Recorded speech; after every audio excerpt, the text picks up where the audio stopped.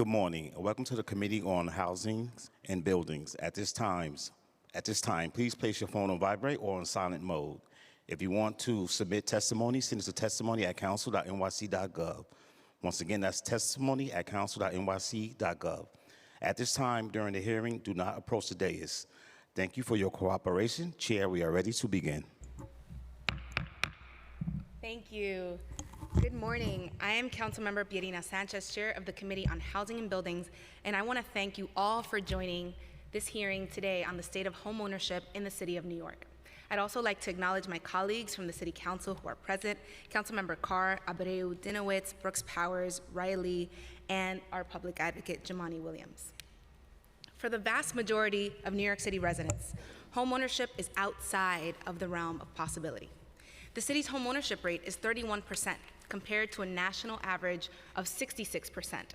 And in communities like mine, the homeownership rate is just 6%. The fact is that there are not enough opportunities for New Yorkers who want to buy a home to achieve that dream. That is especially true for New Yorkers from groups that have been historically blocked from wealth-building opportunities of homeownership. A history of blockbusting redlining, racial covenants, racial steerings, and more egregious policies by banks and even the government itself are primary drivers for the low homeownership rates we see today. Black households have a home ownership rate that is lower than the rest of New Yorkers. More must be done to build opportunities for communities that have been historically barred.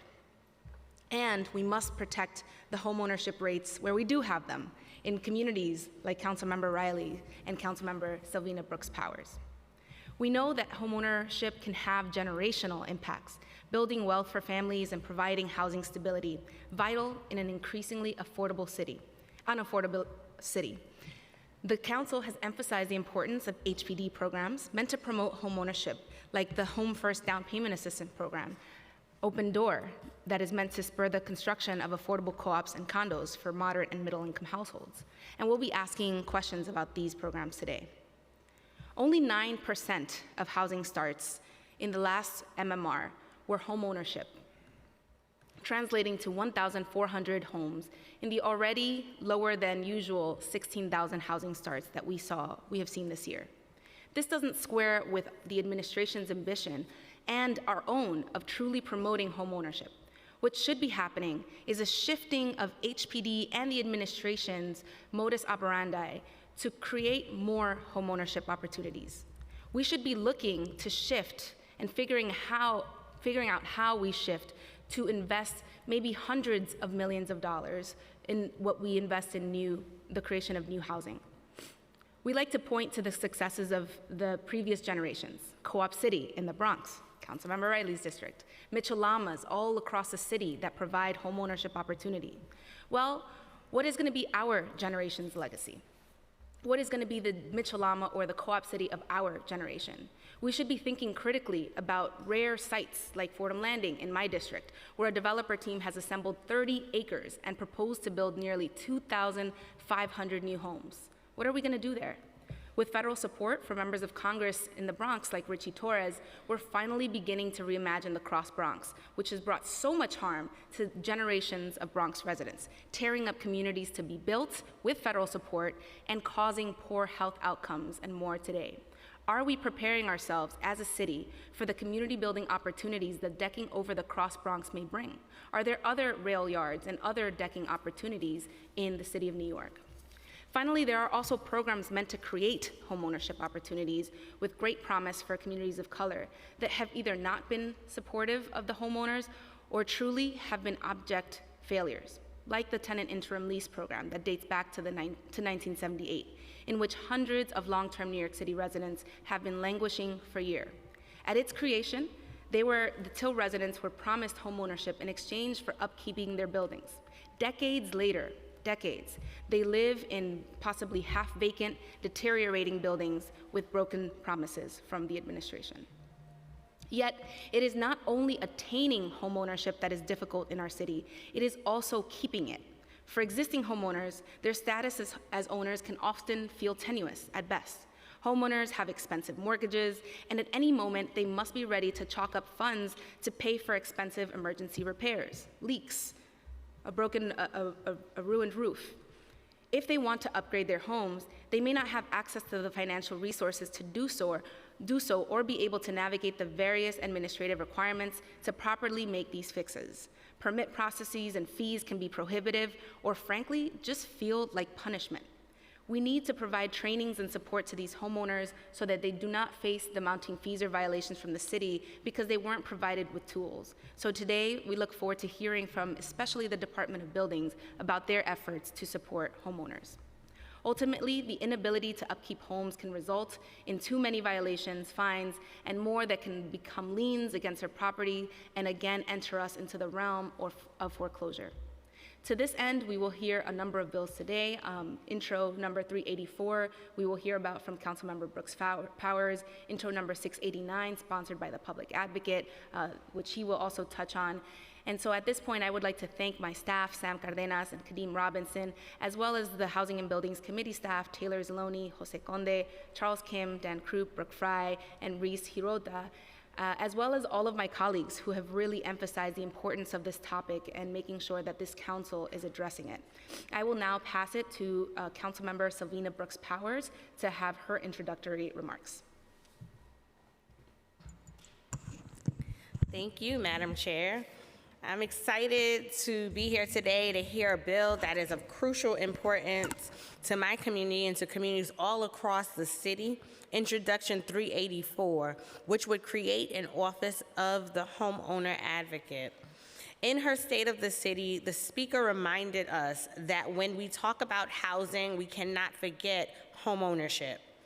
Homeownership used to be a part of our story, she said, but these days it feels closer to a pipe dream. New York City's homeownership rate is about half the nationwide number. It is even less for New Yorkers of color. Our homeownership rate for Black residents is 27%. And for Hispanic and Latino residents, it is roughly 17%, well below half of the 42% rate for white New Yorkers. Homeownership has long been a vehicle for Americans to build wealth, but for low-income New Yorkers, investing in a home and keeping it such that a family can build equity over generations has scarcely been harder than it is today. And at a time where foreclosures are on the rise, particularly in communities of color, we must invest in homeownership, such that when New Yorkers in low-income neighborhoods or communities of color buy a home, they know the city has their back. That's why I'm proud to sponsor Intro 384. This bill would create the Office of the Homeowner Advocate within HPD. The Office of Homeowner Advocate would be tasked with providing the support to homeowners, including acting as a liaison between homeowners and city, state, and federal agencies, providing referrals to homeowners, and holding trainings for homeowners. The office would also help homeowners access private and public financial and technical resources and create public awareness campaigns about the rights and responsibilities of homeowners. The Office of the Homeowner Advocate would also be tasked with exploring how we ensure free and low-cost homeowner services are widely available.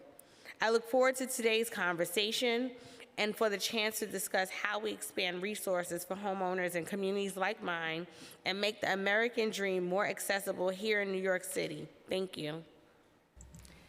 Thank you so much, Councilmember Brooks Powers. I now want to turn it to our public advocate, Jumaane Williams. Thank you, Madam Chair, and thank you for holding this hearing and bringing up the issues of homeownership, which is extremely important, often ignored, particularly those in Black and brown communities. So thank you so much. I remember when a former deputy mayor came and took a tour of my former district, he was very surprised. I think folks assumed that I had lots of apartment buildings, but most of my district is actually 1 and 2 family homes, and their issues need to be lifted up. So thank you. My name is Jumaane Williams, and I'm the public advocate for the City of New York. Thank you very much, Chair Sanchez and members of the Committees on Housing and Buildings for holding this hearing and allowing me the opportunity to provide testimony. The previous administration committed to increasing the sustainability of buildings across our city. Then Mayor Bill de Blasio signed a package of bills that were part of his Green New Deal to ensure that we are taking steps forward to address climate change and issues of environmental justice.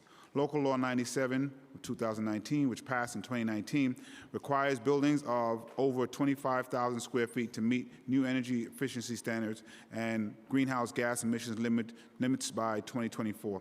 This bill also creates an advisory board and climate working group that supports the city on meeting these aggressive sustainability goals. In addition, these buildings are required to file a report that includes their annual greenhouse gas emissions to the Department of Buildings. The main goal is to reduce the greenhouse gas emissions from buildings to 40% by 2030 and 80% by 2050. To continue the city's dedication to this issue, including some of the great work that the City Council has already done, I hope my colleagues can support my bill, Intro 0689. This bill will create a new definition for green building projects that would include 1 to 4 unit family homes and waive any building permits for green projects in these buildings. About 29% of available units right now are 1 to 2 family homes in New York City. It will capture smaller sized buildings since Local Law 97 applies to larger buildings consisting of 25,000 square feet or more. We must ensure that any project filed can show energy and water efficiency and has a seamless process for the permit waivers. In addition, my colleague, Majority Whip Brooks Powers, is introducing Intro 0384, which creates an Office of Homeowner Advocate within the Department of HPD. This office will be tasked with providing support to homeowners, connecting them with any needed resources. In 0683, will incentivize homeowners of small buildings to take action to reduce gas emissions, while Intro 0384 will provide assistance, guidance, and referrals. Now is the time to continue our support and fight for the sustainability of New York City. It is a scary reality for us and future generations if we do not prioritize climate change and address it head on. Every New Yorker deserves access to a safe and healthy home. We must invest in clean energy and actions toward environmental justice. Not only will this allow us to reach environmental protection goals, but it will also allow us to reach economic growth with new jobs at the Office of the Homeowner Advocate and close the social equity gap.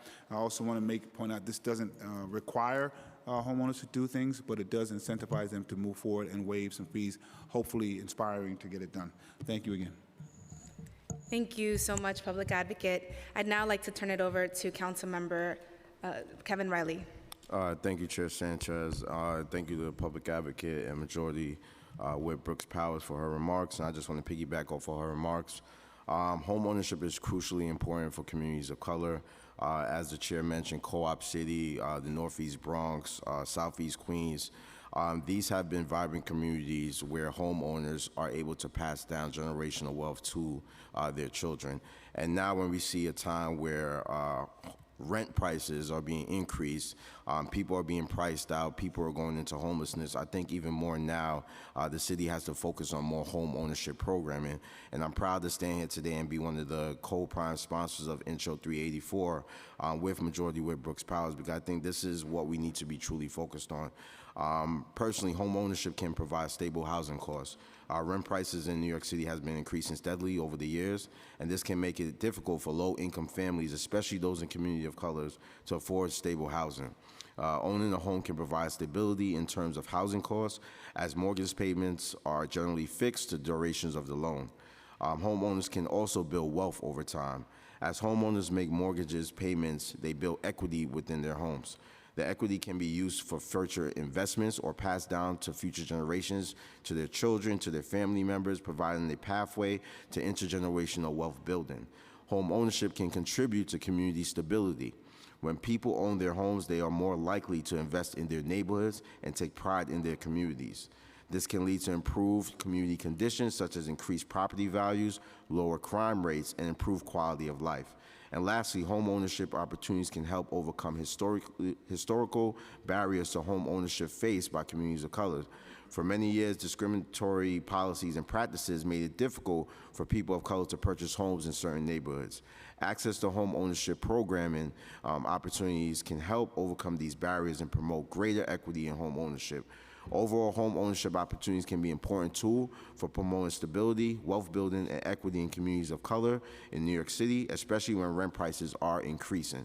It is important to ensure that these opportunities are accessible and affordable to all members of these communities, regardless of income or background. Thank you, Chair.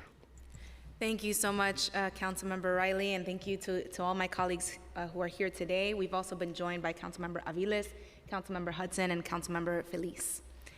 With that, I'd like to turn it over to the Committee Counsel to administer the oath. Please raise your right hand. Do you affirm to tell the truth, the whole truth, and nothing but the truth in your testimony before this committee and to respond honestly to council member questions? Yes. Yes. Thank you. Go ahead. Good morning, Chair Sanchez and members of the New York City Council Committee on Housing and Buildings. My name is Kim Darga, Deputy Commissioner of the Office of Development at the New York City Department of Housing, Preservation, and Development. I'm joined by Xiomara Pedraza, Assistant Commissioner for Homeownership Opportunities and Preservation, and Michael Sandler, our Associate Commissioner of Neighborhood Strategies. Thank you for the opportunity to testify about the important topic of homeownership opportunities throughout New York City. As Commissioner Carrion testified in March, our administration is committed to making the dream of homeownership a reality for more New Yorkers, particularly low-income communities and communities of color that have been historically excluded from opportunities to build and maintain wealth. Homeownership has always been vital for economic mobility. Owning a home helps households build the assets they need to send their children to college, save for retirement, and put down roots in a community. However, the median sales price of a home in New York City reached $790,000 this past March. This, combined with high interest rates, other increasing costs, and constrained supply, has put homeownership opportunities out of reach for most New Yorkers. Maintaining a home and home equity can also be challenging in the current environment of rising costs and interest rates. Addressing these challenges by preserving existing and creating more homeownership opportunities is a key component of the administration's Housing Our Neighbors blueprint. As part of our commitment to homeownership, we create and preserve homeownership opportunities through a variety of programs. Over the last few years, we've invested significantly in homeownership programs, and in late 2021, we restructured our teams that work with homeowners to provide more comprehensive services by creating the Division of Homeownership Opportunities and Preservation within the Office of Development. This new division creates new homeownership opportunities within existing residential property, manages a number of programs that help existing owners maintain their home, and facilitates shared equity.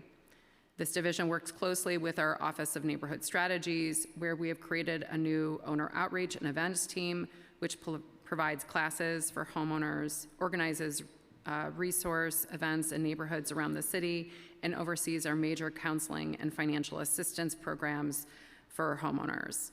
Earlier this year, the city committed $53 million in tax levy and additional federal home funds to supplement capital invested through various programs to our budget to further expand various homeownership opportunities outlined in Housing Our Neighbors, a blueprint for housing and homelessness.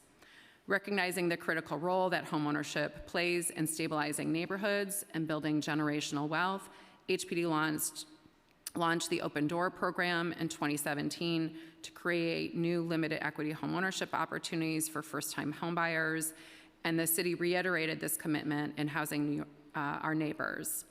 In 2021, we expanded our Home First Down Payment Assistance program to offer up to $100,000 per qualified first-time homebuyer purchasing a home in New York City, more than doubling the amount of financial assistance available for first-time homebuyers and allowing them to afford to purchase a home in more neighborhoods throughout the city.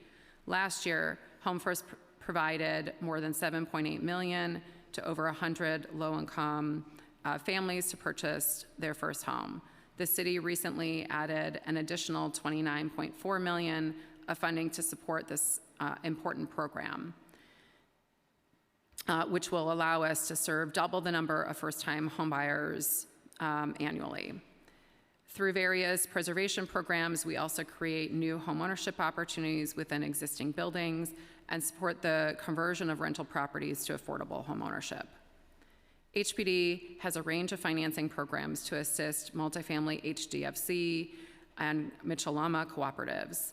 These programs, including the Participation Loan Program and Green Housing Preservation Program, are available to help cooperative owners finance renovations where an affordable loan is paired with a residential property tax exemption in order to help reduce expenses. Our HDFC Training and Technical Assistance contract is available to help cultivate and maximize the skill sets necessary to successfully promote, sustain, and develop housing activities beneficial to running effective cooperatives. HPD is also exploring development of a new owner resource center, building off the current Landlord Ambassador program to provide technical assistance to owners of multifamily properties, including HDFC cooperatives, seeking to stabilize operations and access city assistance. We are also improving and expanding our programs to support existing 1 to 4 family homeowners. In 2019, we launched Home Fix, a repair loan program to scale up assistance to lower income 1 to 4 family homeowners earning up to 165% of the area median income. We recently committed $16.5 million to expand Home Fix to serve 50% more households and help owners invest in energy efficiency and resiliency along with other home repairs. This program provides financing terms that are adjusted to be affordable to each applicant, eliminating the standard credit and debt-to-income requirements that often prevent owners from being able to access financing to do repairs. In order to help homeowners address climate resiliency, we're also working not only to incorporate resiliency as an eligible cost in Home Fix, but are also investing $32.5 million in community development block grant funding to improve the resiliency of homes throughout New York City. We recently committed $7.2 million to establish a citywide homeowner help desk, which builds upon successful pilot programs. The help desk, administered in partnership with the Center for New York City Neighborhoods, was developed to raise awareness about deed theft and scams and offer one-on-one housing counseling, financial assistance, legal services, and other support to struggling homeowners of 1 to 4 family homes. To date, the center has assisted more than 250,000 homeowners, saving 18,000 homes, which equates to preserving more than $10 billion in property value. Of these 250,000 homeowners, 78% were from communities of color, 54% were Black, and 18% were Latino or Hispanic. The Homeowner Help Desk and Help Desk partners continue to support homeowners on a daily basis. If you or one of your constituents is interested in the services I just mentioned, please call 646-786-0888 for assistance. We work closely with contracted partners to administer most of our homeownership programs. The Center for New York City Neighborhoods was created specifically in the wake of the mortgage crisis to address the foreclosure crisis affecting homeowners across the city. The center, with their network providers, now provide wraparound services to homeowners of small homes and operates a homeowner hub. The challenges we currently face in creating generational wealth, building opportunities, and addressing inequities are unprecedented. This administration is committed to promoting and preserving ownership for New Yorkers, especially those that have been traditionally overlooked and disadvantaged. We also look forward to working with you and your colleagues to develop strategies to improve the ways we support homeownership for New Yorkers. While today's challenges of high inflation, interest rates, and housing costs are unprecedented, the administration is invested in creating opportunities to develop new and creative solutions together. In regards to the legislation being heard today, while HPD supports the goals of Intro 384, HPD currently works with citywide and local community organizations to focus our resources on the needs of local neighborhoods and support HPD's mission to prioritize creating and preserving affordable housing for lower income homeowners and factors in existing public and private resources. Again, thank you for the opportunity to testify about these important issues, and we look forward to your questions. I'm going to turn it over to my colleague from Department of Buildings now. Good morning, Chair Sanchez and members of the Committee on Housing and Buildings. I am Guillermo Patino, Deputy Commissioner for External Affairs at the New York City Department of Buildings. I am pleased to discuss the department's efforts to support small property owners and Introduction 689, which would waive permit fees for green building projects pursued by small property owners. The department recognizes the importance of home ownership and takes great care to develop policies and programs that specifically recognize and support small property owners. When home is purchased, the department reaches out to new property owners with a toolkit they can use to maintain their property and comply with applicable regulations before they run into any issues. New property owners receive a mailing from the department that shares critical information about their property, including any open violations or permitted construction jobs at that property, and that tells them about compliance inspections they must comply with, which may include inspecting their elevators, their boilers, or their facades. The department is also reaching out to property owners when we receive a filing for a construction project at their building for the first time, so that they know what to expect as their project moves through the approval process and to connect them with department resources. It should also be noted that fee equity was considered when the department developed the fee structure for construction permits, which means that small property owners pay less for their construction projects than those property owners pursuing projects at larger buildings. Similarly, the department has taken into consideration the financial burdens that violations can create for small property owners, who may not be familiar with relevant building and construction regulations that they must comply with. As such, the department is taking an education-first approach when dealing with small property owners. In late 2021, the department launched the Homeowner Relief Program, which provides small property owners with the opportunity to correct violating conditions without incurring financial penalties. This is a shift in the way the department has done business in the past and is an effort by the department to support small property owners. Additionally, last year, the department amended its rules to extend cure periods for all violations that are not immediately hazardous from 40 to 60 days, providing additional opportunities for property owners to address violating conditions without incurring financial penalties.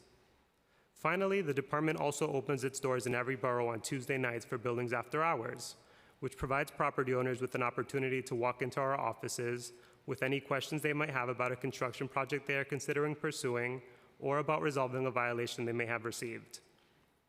Turning now to the legislation before the committee, the department is supportive of the intent of Intro 689 as it supports the city's ambitious goal of reaching net zero emissions by 2050 and would help provide financial relief to small property owners seeking to green their buildings. In New York City, about 2/3 of carbon emissions can be attributed to buildings, which makes buildings the largest source of climate change-causing greenhouse gases. The Department's Sustainability Bureau is hard at work implementing and overseeing a number of measures aimed at reducing emissions from the city's building stock, which are helping in the fight against climate change. However, it is incumbent upon building owners to do their part to green their buildings, and we hope this proposal helps to accomplish that. Thank you for the opportunity to testify before you today. Thank you so much to members of the administration for joining us at our weekly Housing and Buildings hearings. We've been seeing a lot of each other, but you know, it's important. So I'm going to start with just a few questions, and then I'm going to turn it over to my colleagues. I especially want to shout out Councilmember Carr, who was very passionate about ensuring that we had this hearing in the very first conversation we had. So thank you, Councilmember Carr. Okay, so first up, my team is great, and they told me that I should ask HPD to join our community resource fair next week, so I will do that. Please join our community resource fair next week. Okay, so you know, in my opening remarks, you know, what I'm really trying to get at is, you know, just getting the city of New York to think big about promoting homeownership opportunities. And I want to acknowledge that the department HPD has taken big steps in growing how many families are getting foreclosure assistance, growing the amount of resources and supports that are available to homeowners, you know, over the past recent years. But in sort of thinking big, you know, I want to focus us on the MMR and, you know, the lower rates that we're seeing overall of housing starts, but specifically with respect to homeownership housing starts, we're seeing a lower rate of housing starts, even at a time that we're seeing a higher rate of completions. We want both to go up, right? And so looking at the percentage of housing starts, just 9% of housing starts, or 1,400 homes, were dedicated to homeownership in the most recent Mayor's Management Report. How does this square with HPD's loftier goals of expanding homeownership opportunities in the city of New York? Sure. We've talked a lot in our regular committee meetings recently about some of the challenges that we've faced within the Office of Development in managing the pipeline, giving staffing challenges throughout the pandemic, which certainly was reflected in some of the production from last year. Over the last decade, about 25% of the overall housing production work that HPD has financed has been focused on homeownership. A lot of that is preservation of existing opportunities for low, moderate income New Yorkers. And that continues to be a major, major focus for us. You've heard in the testimony that we have invested significant resources recently in technical assistance, legal assistance, as well as financial assistance. Those investments build upon work that we have done historically with HDFC cooperatives and Mitchell-Lama cooperatives to help those properties invest in housing quality renovations and to help address operating costs through property tax exemptions. So that, I think, will continue to be a major priority for us. In our preservation programs that work with 1 to 4 family homeowners, along with multifamily cooperatives, we are largely serving very lower income homeowners and overwhelmingly homeowners of color. We have also in recent years invested in programs that focus more on creating new opportunities, and there's 2 main ways that we do that. First is financing projects, affordable housing projects. These are largely limited equity cooperatives where our goal is to create long-term affordable homeownership opportunities. I have to be honest, it's really expensive work, and that is one of the big challenges. So we would love to do more, and we have made sure that those programs exist or are available, but we invest more in capital in those programs than basically any other work that we do. And so that is one way in which we create new opportunities. The other way that we create new homeownership opportunities is by investing in down payment assistance. And that is something that we have really increased support for. Historically, we allowed up to $40,000 per applicant. And the program, because it was federally funded, focused solely on homeowners earning less than, or not homeowners, but households earning less than 80% of area median income. One of the things that we have committed to under the blueprint is to expand support for down payment assistance. So we first started with increasing the amount available to $100,000 per household. And we are now we increased the amount of federal funds that we've committed to the program. And we are also investing significant city resources at this point in time to also expand eligibility, not just to low-income households, but also to moderate-income households in New York City. And so we are really hoping to more than double the amount of households that we can serve through those initiatives. That is, to be, again, quite candid, that is a much more efficient investment in public resources for us. And so that is something we are very interested in. And I think as we expand and bring the new investment into our programs over the next year, we'll continue to monitor the progress in that program. Thank you. Thank you so much. And just drilling down into your statement that these homeownership capital projects are more expensive. What are some of the reasons for that? Do we not have access to some of the state and federal funds? What are we looking at, and what can we do about it as a city? Yeah, that's a great question. So I think there's a couple big factors there. And just to clarify the cost, the 2 main programs today where we create new limited equity homeownership opportunities are Open Door, which is ground up new construction, as well as our Affordable Neighborhood Cooperative Program, which creates HDFC cooperatives and gives residents within city-owned buildings the opportunity, that opportunity. The average capital investment per new home in those programs in Open Door recently is about $230,000 per residential unit. And in our Affordable Neighborhood Cooperative Program, the cost of the last couple of years have been above $430,000 per unit, and the more recent projects we're seeing are now over $500,000 per affordable home. So as I said, there are a couple of reasons for that. I think, and they're slightly different in each of those programs. In general, in homeownership, we are trying to keep sales prices affordable, right? And so you're limiting the amount of kind of sales proceeds that can come in to finance the construction, which means that, and there are limited other sources. So unlike in the rental program area where, you know, when we finance new rental housing, we have the availability of low-income housing tax credits. In homeownership programs, we don't have the same types of tools.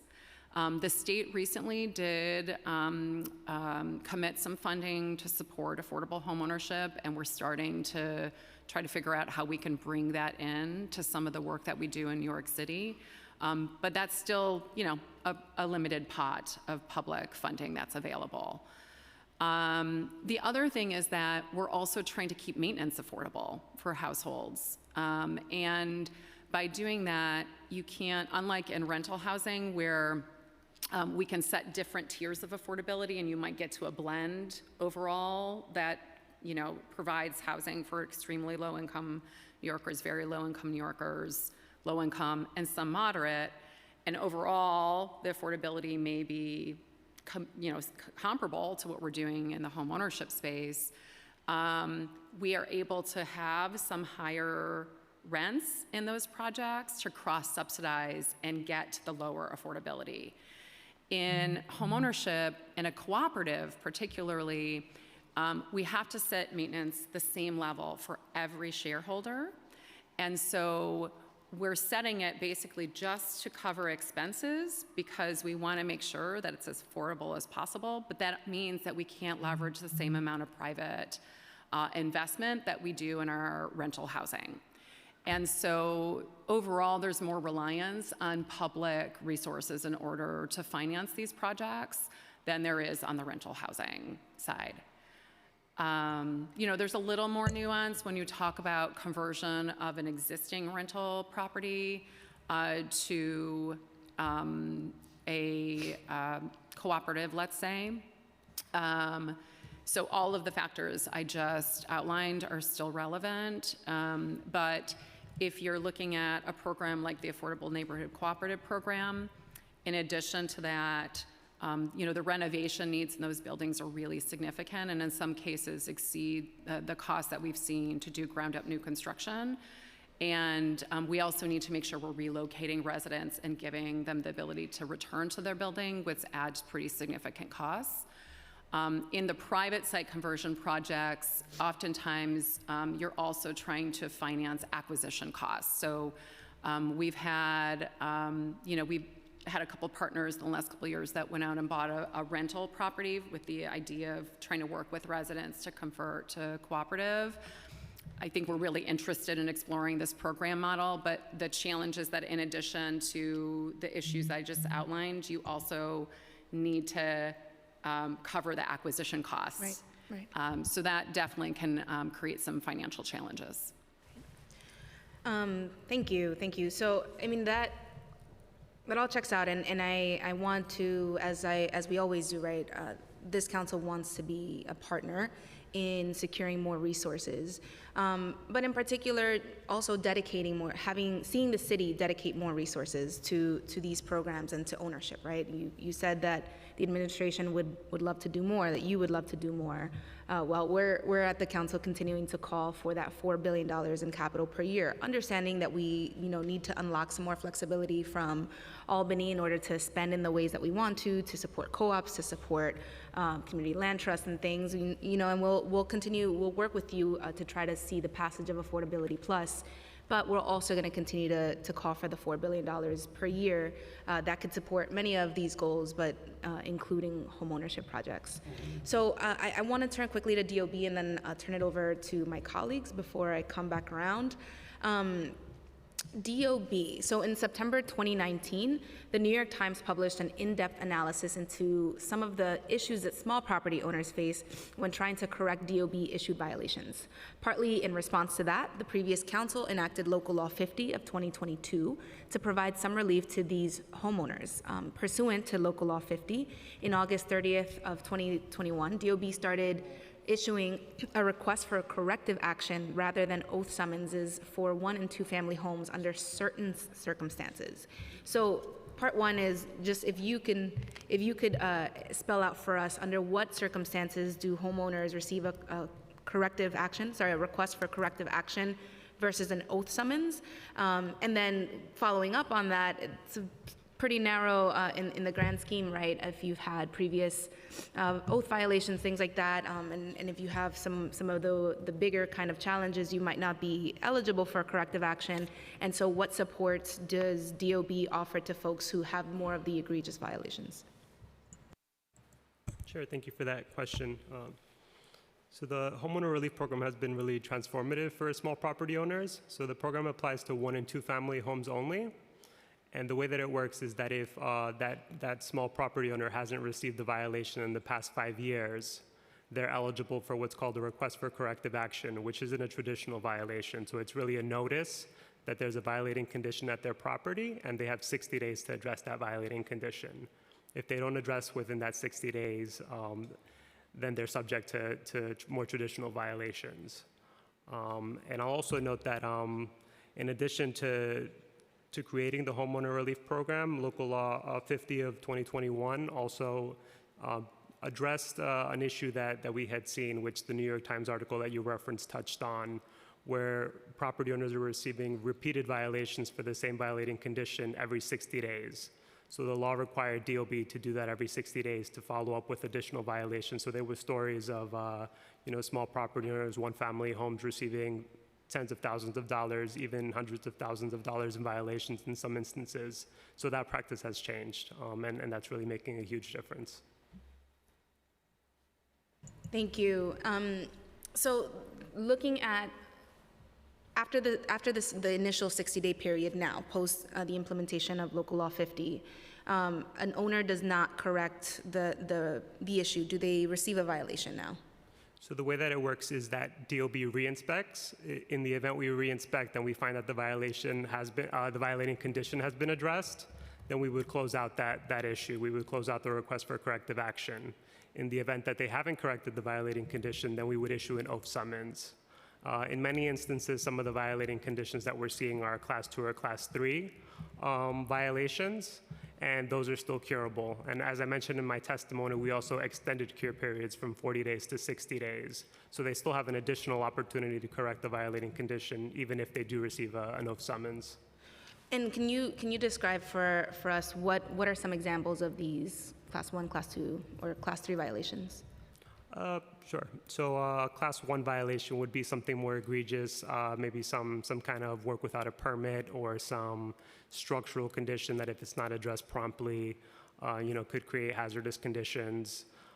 Class 2, Class 3 could be something like an illegal curb cut, a fence that's too high on the property, maybe a gutter drain that's not in good condition, so things of that nature, so some more minor issues. Great. Thank you. So Class 1 violations are not eligible for the requests for corrective action, correct? They are eligible. They are? Okay. Yeah. So Class 1 violations, work without a permit, and the kind of work that is more pricey and expensive for homeowners. What kind of education materials or supports does DOB provide for homeowners to undertake this work, especially if they have, started to do it in the wrong way? So some of the resources that we launched in recent years that I mentioned in my testimony is the new property owner letters, so acquainting them with DOB connecting them with resources. One of the most important resources that we have, is reminding property owners that they have to pull permits for most types of work that they're going to do in their homes, that they need to hire licensed contractors. So we've also established a Know Your Construction Professional webpage on our website where a homeowner can go on and check whether the licensed the professional that they're hiring, whether it be a plumber or an electrician, is appropriately licensed, whether they've had disciplinary history in the past. So those are some of the most important resources that a homeowner should check before they start a construction project in their home. And we also just launched a new pilot program in Brooklyn Community Boards 7 and 10. It's called the Community-Based Inspector Pilot Program. And we're having dedicated teams of inspectors, both construction inspectors, enforcement inspectors, and community engagement staff who are visiting all permitted sites regardless of size in those community boards. And that program just started on Monday. So this is another way we're approaching homeowners, approaching contractors, reminding them about regulations that they need to comply with, and making sure that they avoid any issues throughout their construction projects. Got it. Thank you. That's interesting to hear about. And so can you share some numbers for us? So how many homeowners since the enactment of Local Law 50 have been issued requests for corrective action? How many were able to correct the condition prior to receiving a violation an oath summons? And does DOB consider the program successful? So far we're seeing success in the program, but it's only run for 1 full year so far. So I think we definitely need to run the program for a bit longer to really measure its success and to determine whether any changes to the program are appropriate. But so far, about 6,700 small properties have been eligible for the program and have received requests for corrective action.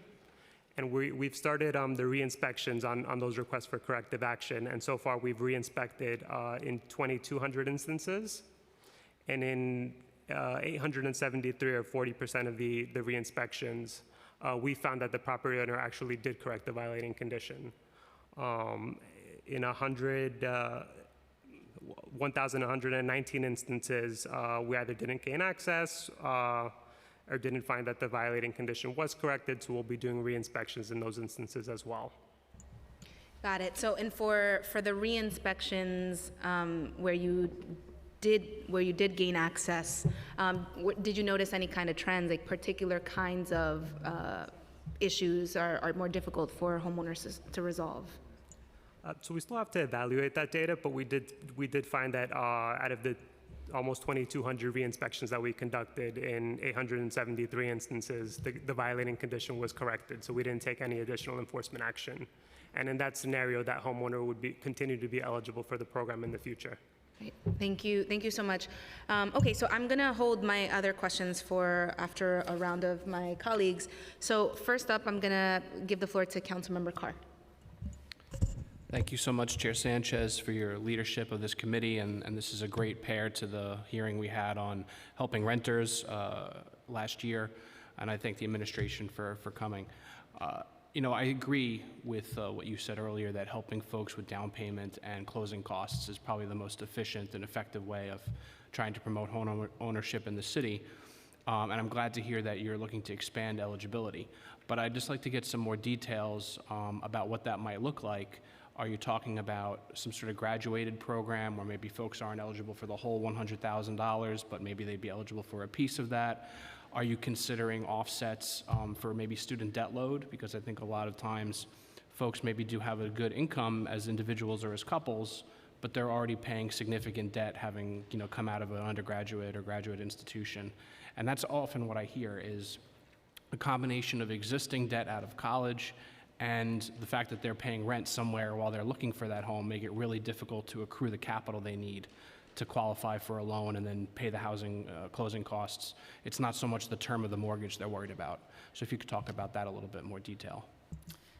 Great questions. So we provide up to $100,000 now per household, and that is basically up to 20% of the purchased cost. We do require equity, and it's a pretty nominal amount, basically 1%. So on a home that costs $500,000, you do still need to save a portion on your own. You've highlighted some of the big challenges in this space, right? We're not alone in financing homeownership, and lenders have their own requirements. So our program is more flexible. All of our homeownership programs are more flexible than you would find within the private market. So for our down payment assistance program, we have a higher debt to income ratio that we allow. Most lenders look at somewhere between 35 and 45% debt to income. For homeowner programs that support existing homeowners, we have similar flexibility. We don't use, for Home Fix, for example, we don't use that as a barrier to participation, but rather as identifying households that might need additional assistance. So unfortunately, we can't control what lenders require. It's just that we do provide more flexibility with regard to our own funding coming into the projects. So what is the non-federal contribution for this program as it exists, and what would you need to add to go beyond the 80% AMI standard? Love these questions. And then, well, we have to be able to help you this budget cycle, right? So that's the other question. My other question is, I love the Open Door program, and I understand the focus on new construction. But it seems like that this program is a model that could be ported to purchases of existing homes. And I think that that's an important thing to consider, and trying to help make sure that folks can buy homes and that these homes don't just become, rental properties. And filling the rental vacancy, adding more rental vacancies is important, but not necessarily at the expense of existing home ownership. So we don't want to take from one pot to give to the other. We just want more all around, right? So. Isn't that the biggest challenge of all? Yeah. How to balance all of these things at the same time. So there are, just in terms of what we need, so we did have a pretty significant capital infusion. We did increase the amount of home funding that we're committing to down payment assistance. We are also investing city resources for the first time. Unfortunately, we do have limitations under state law for what we can do, and I've talked a little bit with the committee in the past about some of those challenges, but I do want to flag that the Senate introduced what was called Affordability Plus, but is now the Housing Affordability Resiliency Energy Efficiency Investment Act. It's quite a mouthful. It is Intro 2985A. It does do a lot of things that we need in order to further support homeowners. So that is absolutely step one. If we don't have the legal authority to do something, we can't do it regardless of the funding, right? So, and let me speak a little bit more specifically about the challenges there. So we, within our current loan authorities, cannot actually support a homeowner in purchasing a home. So one of the things that we're looking for is expansion of our current loan authority, which is Article 8B, that supports homeowners to allow a homeowner to buy a 1 to 4 family home, condo, or cooperative unit. In addition, there are caps on how much financial assistance that we can provide to homeowners under our loan authority that would allow us to use city funds to do those things. Right now, the cap is $60,000 per unit. So if we are going to actually use the city funds to expand who we're serving and to provide this type of support, we do need the state legislature to actually move that forward. And we've had some good conversations with the legislature, and we are fairly hopeful, but the more folks they hear from, the better, I think. And we have similar challenges with regard to existing homeowners. We do have authority today to support existing homeowners. We do through Home Fix. We've been doing it for decades. But we also have some pretty substantial limitations. We have been trying to, specifically in this day and age, help homeowners address energy efficiency issues, resiliency issues, help them install solar.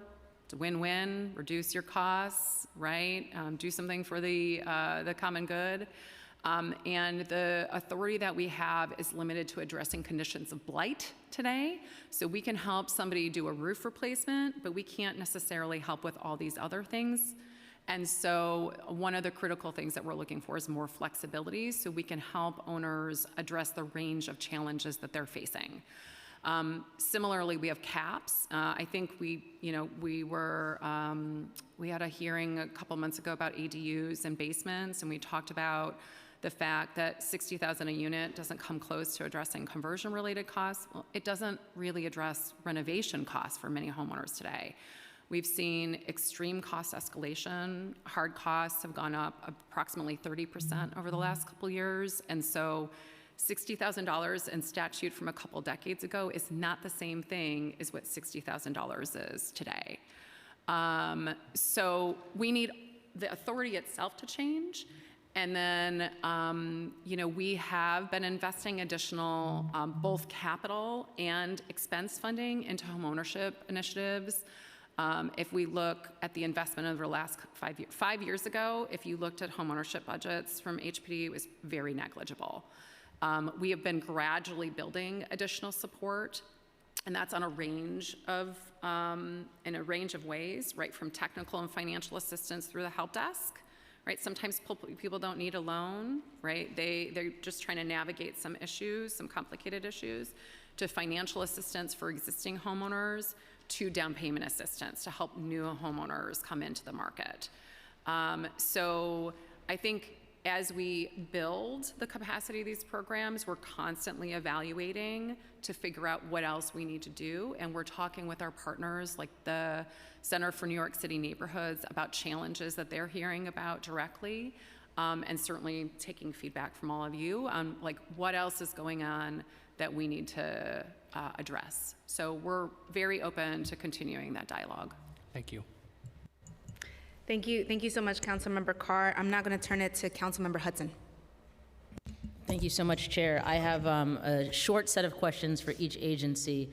So I'll start with DOB, just to continue the line of questioning that the Chair had. You mentioned 2,200 folks with regards to the homeowner relief program, I believe. I just wanted to clarify that how many people have been served by the homeowner relief program?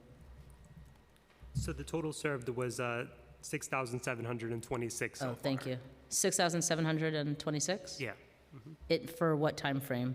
So the program launched in late 2021. I believe it was August 2021. Okay. So the 2,200 figure you referred to was the number of re-inspections we've conducted so far. Got it, thank you. And do you have demographic or geographic data on the 6,700 folks that have been served? I don't have it with me today, but I can follow up with it. Okay, Yeah. that would be great, thank you. And then moving on to HPD, I am really interested in the TIL program. I have a building in my district. I know there are many more in Manhattan, but I have a building in my district that was part of the original TIL program. And so I'm wondering how many buildings are currently in the TIL program? Or I should say, how many buildings were originally part of the original TIL program that are still today that haven't been moved or transferred? Okay, so I will get started, and then Zio, if you wouldn't mind jumping in, that'd be great. So there are currently a small number of buildings that remain in the tenant interim lease program, which is, for us today, the program in city ownership where we net lease the buildings to the tenant associations in preparation for doing renovations and ultimately getting to a cooperative conversion.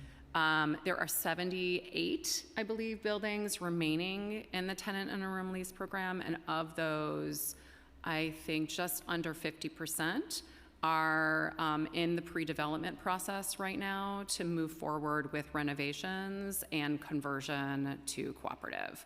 The remaining group of buildings, we are hoping to do pre-engage. We've had, we've talked about before, some staffing challenges the last couple of years. We're hiring right now for somebody to help us with engagement with the residents, and once we have the additional support, we intend to work with the remaining buildings as well. So just to clarify, the roughly 50% that you mentioned are in the pre-development phase. Yes. That's for the TIL program, That is for our Affordable Neighborhood Cooperative Program. ANCP, that's what I thought. Which is the program that finances the renovations of those buildings and facilitates the conversion to HDFC Cooperative. So how much would it cost to keep the 78 buildings in the original TIL program specifically? So not ANCP, but TIL. To do what specifically? To continue through the same thing, rehab, renovation, and then cooperative ownership, but through the original contracts that the tenants signed. Okay, so the TIL development program ended in 2006. Right. So I can't quite answer that question, but I can talk about the costs that we're seeing today and in renovating these buildings and getting them to cooperative conversion. That'll suffice. I guess the point that I'm trying to get at is, tenants who were in the original, and that's why I keep referring to it as the original TIL program. I know that it's not currently what the city does today, but from the tenant perspective, they signed a contract, they were promised a process that is not being honored currently. And so I'm just trying to get at, if that contract, that original contract, were to actually be honored, what's that cost versus the cost of the current ANCP program or ANC program? Okay, thank you for clarifying. So I'm going to turn it over to Zia Morad to talk a little bit about the costs that we see today and some of the challenges. So we'll get to that. But first, I just want to say that the TIL development program that started decades ago changed over years, right? So when we talk about the TIL development program, there seems to be a sense that it was one thing, but even when that program existed, so before 2006, it did change over time. Initially, it was a program where the city conveyed properties essentially as is. Residents invested sweat equity, did repairs on their own. Over a period of time, the city started to do some renovations in city ownership and then conveyed the property. And by 2006, the amount of renovation needed became really a big challenge for financing those buildings. So I'm going to turn it over to Zia Morad to talk about what we see today in terms of the financial needs of the buildings and some of the challenges associated with the model that existed then and why we structure the way we do now. Thank you. Yeah, so as Kim Darga was saying, when TIL first started, it was a much smoother process of transferring the building as is. And then over time, the buildings that were in city ownership that were entering TIL had substantial renovations, which grew and grew to a point where the old model just no longer worked because it wasn't structured or meant to deal with that level of rehab. And so that's why the TIL program stopped in 2006. And at that time, we worked with the then city council to structure a new model that would be able to substantially rehab these buildings, get folks back into their buildings, and convert to cooperative, which became ANCP, and we launched in 2012. We're now seeing costs in the $500,000 per unit in terms of city capital subsidy that we're investing, which is much more than what was invested in the past. We created ANCP to address some of the issues that we saw in the original TIL program, where we're actually setting up building reserves so that the HDFC cooperative is able to have like an emergency fund if something goes wrong. They have a cooperative monitor who provides technical education or training assistance and also helps them ensure that they're complying with the HPD regulatory agreement. They also have a third-party property manager who helps maintain the books and make sure that all of the building expenses are paid for. And we're able to put our city capital, but then also leverage a small portion of private debt to help pay for the renovations. Okay. I just want to, sort of state for the record that the sentiment, I think, that a lot of the residents in the Till buildings have, which I'm sure is not unfamiliar to you all, is that, you know, a contract and a promise, quite frankly, was made to them to proceed in a, you know, down a particular path. And after, you know, decades later, we've got folks who are still living in these buildings that are in disrepair, that have not been brought up to code, that are hazardous. And they have no real promise of home ownership, the type of home ownership at the specific costs they were originally promised, you know, today. And so it's just, it's frustrating and disappointing. You know, for me, the building that's in my district is, I can't remember specifically, but I want to say it's around 10 or 11 units in the building, which would be roughly $5 million cost. It sounds like what, you know, based on the numbers you're giving. And that is a very, very small investment in the future for all of these families, for generational wealth, and, you know, and also to have the safe and habitable living conditions and homes that we all deserve. And so, you know, through this hearing, and I'm sure many other questions that other folks will ask, and perhaps future hearings, I think the goal is just trying to get at, you know, how can we actually try to find a way to honor some of those original contracts so that folks can have the homes that they were once promised so long ago. So thank you. So I want to follow up on that. So I think there's a misunderstanding about the intent. So our goal remains the same, right?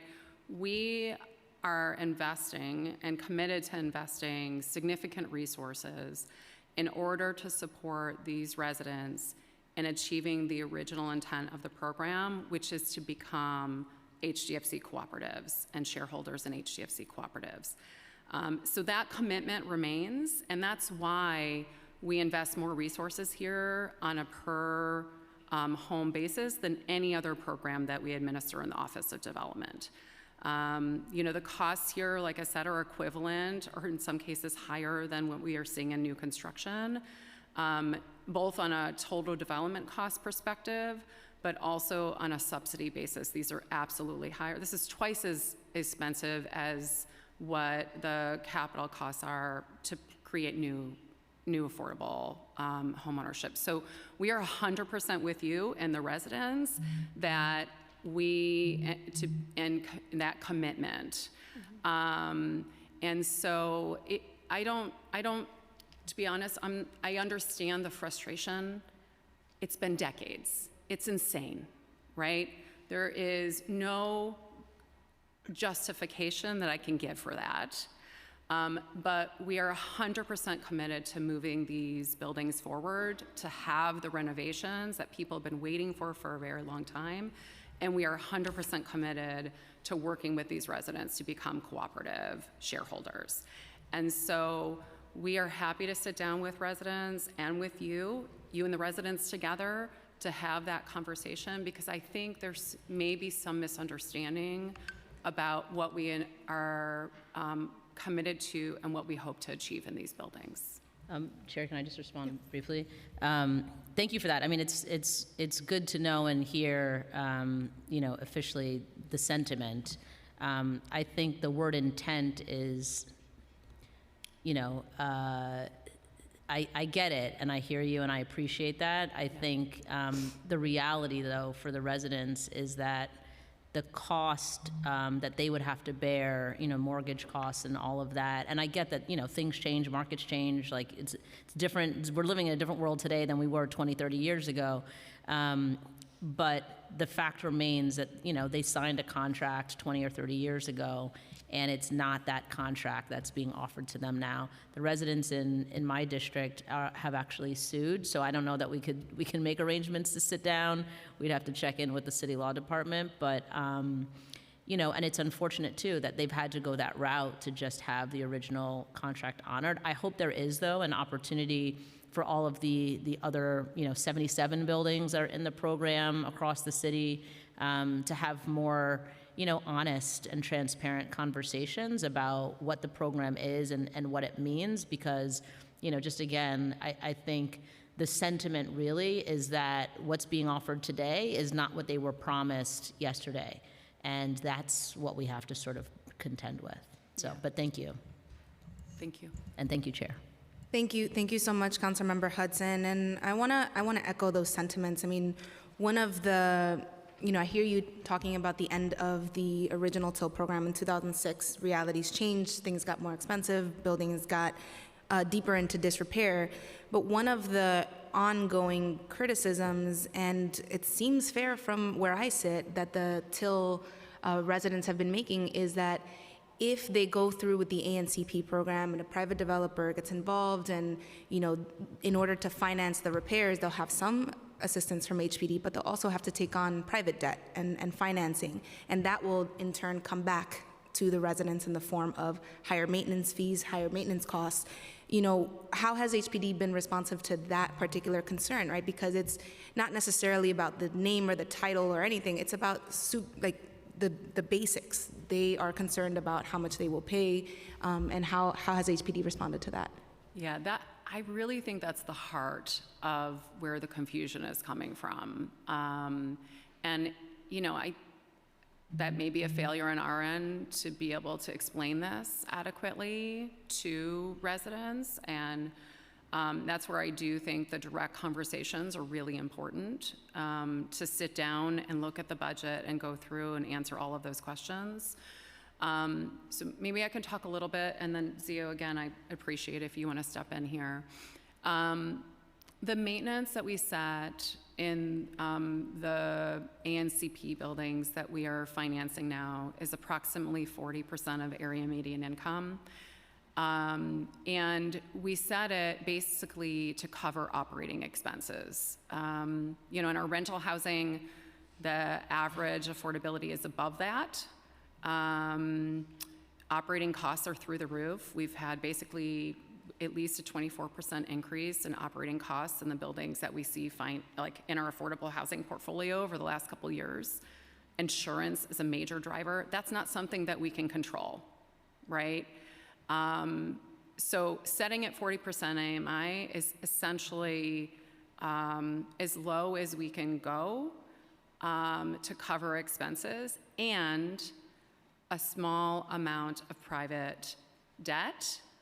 And that private debt is a critical resource because there are costs associated with renovating and financing these buildings that are not capitally eligible. So we have at 92 million in the budget this year for ANCP. I think we have 590 million longer term in the budget. So it is there's a significant capital investment there, but we need other financing sources to come in to address the cost that the city cannot cover. And so there are two main options. One is we have private lender come in and cover some of those costs, and I think that's where some of the concern is coming from. And then the other option is that we increase sales prices, right? So if we increase sales prices, you have a source, but we're also trying to achieve maximum affordability. So there's some real trade-offs and tension there. We could absolutely sit down with residents and have those conversations and say, look, if you want a little bit less private debt, we could try to increase sales prices a little bit.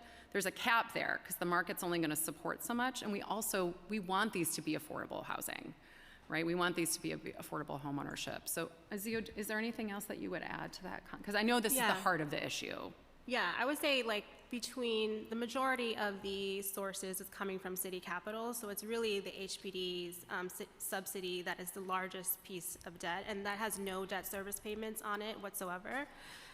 There is, in some cases, a small amount of perm private debt, and in some cases there's not, because we have enough sales proceeds to take out that private debt in order to get rid of it. But we always set the maintenance as low as possible. We also have Article 11's a full tax exemption, so that's not driving operating costs, and we provide Section 8 to residents who qualify for Section 8 so that nobody in the building is paying over 30% of their income in maintenance. So we're trying to use all of the tools in our toolbox to make this successful. We don't want to set this up for failure. We don't want these residents to become shareholders and fail. That's the opposite of what we're trying to do, and I think there's some level of education that we just need to be better at communicating and helping folks understand.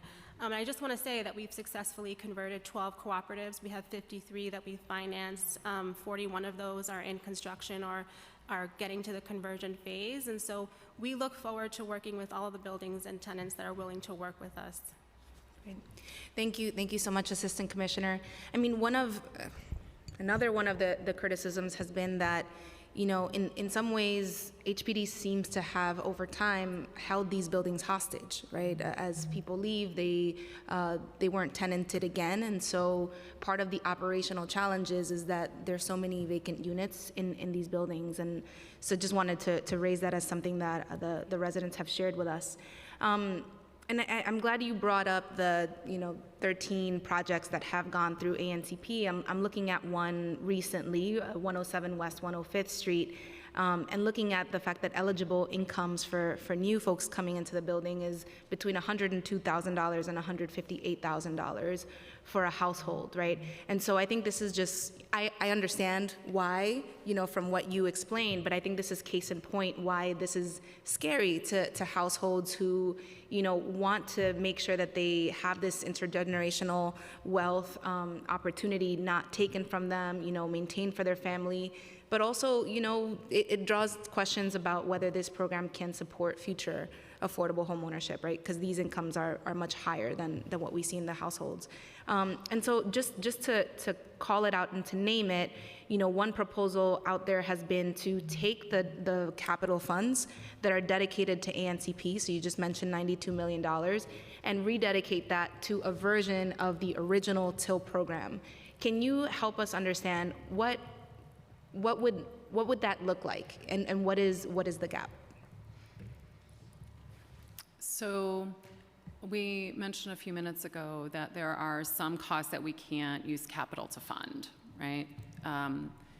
And Zio, maybe you can go through some of those. One of the biggest concerns I have is that one of the big costs is having these buildings have reserves from day one. As I mentioned, the operating costs went up 24% in the last couple of years. There is no building that anticipated that. And what we have learned in structuring co-ops for 40 years now and seeing what has worked and what hasn't worked so well is that we need to make sure that we're setting these buildings up for success to have adequate resources from day one. Reserves are not capitally eligible, so that's one example. Zio can go through some of the other ones, but in order to do something like fund the renovations in city ownership now, we would have to eliminate other aspects of the program that have allowed us to structure successful co-ops more recently.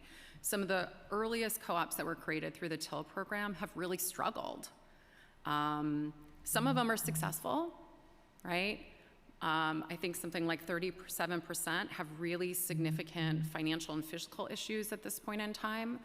So we don't want more than 1 in 3 of the buildings that we finance, and we want to be affordable, good homeownership opportunities long-term to fail, right? We want to make sure we're setting up for success. So Zio, do you want to talk about some of the other potential challenges? Yeah, so in terms of capital eligibility, some of the other items that aren't eligible are the marketing of the units in order to get sales proceeds into the project. So marketing is not capitally eligible. The cost to convert to cooperative in the budget is not capitally eligible.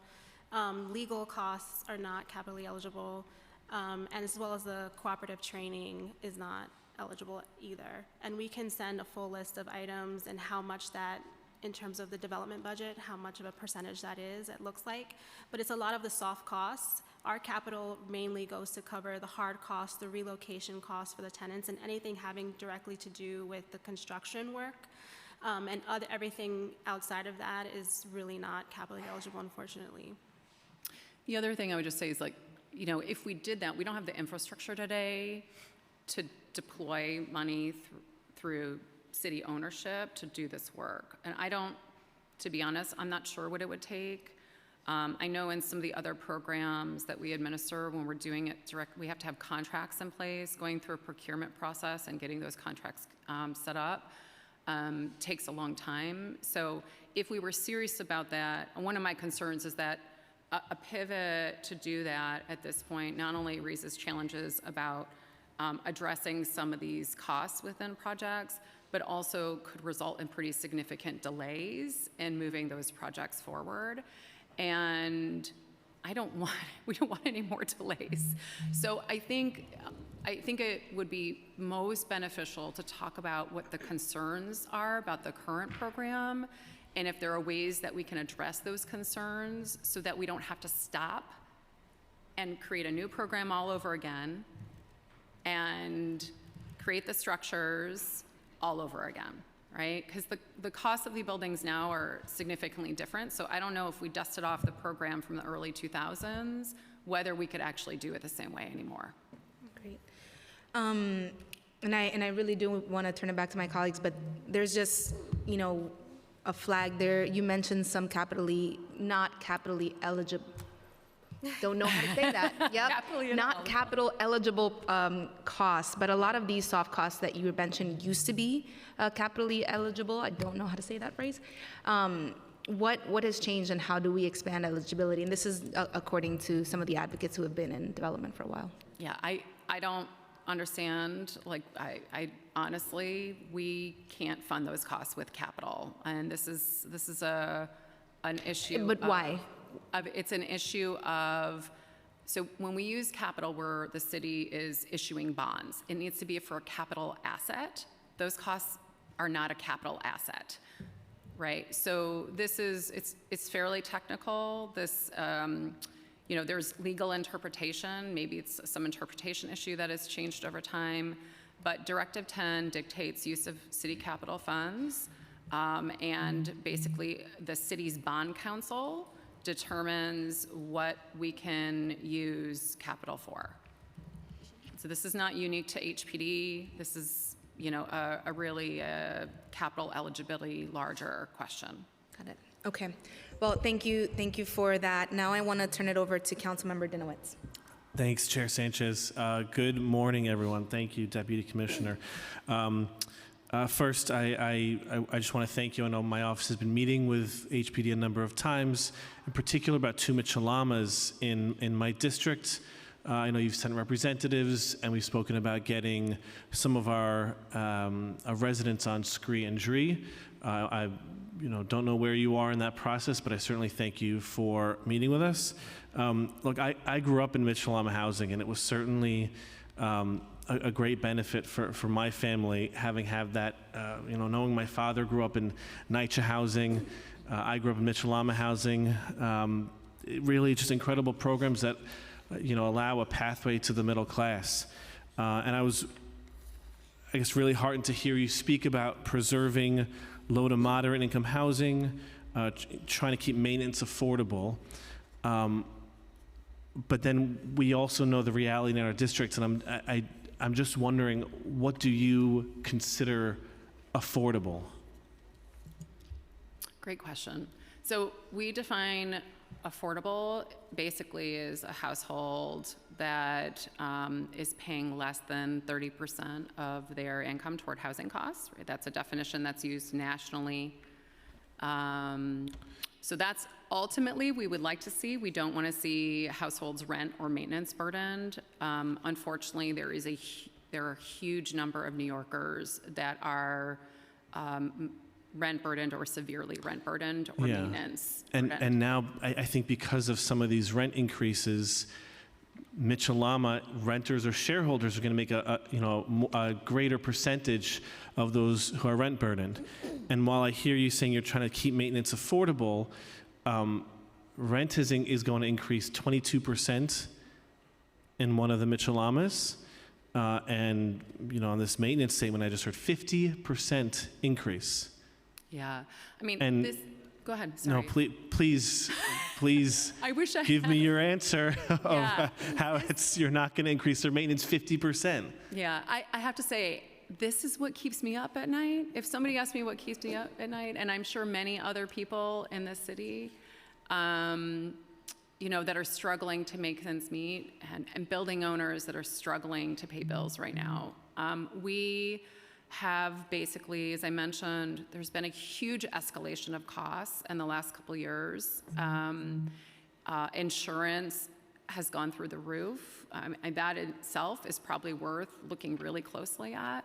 But operating costs overall, like going up 12% one year, another 12% the next year, we haven't seen this happen in decades.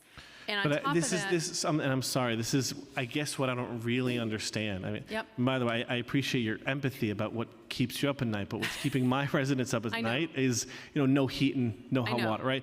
You know, living conditions.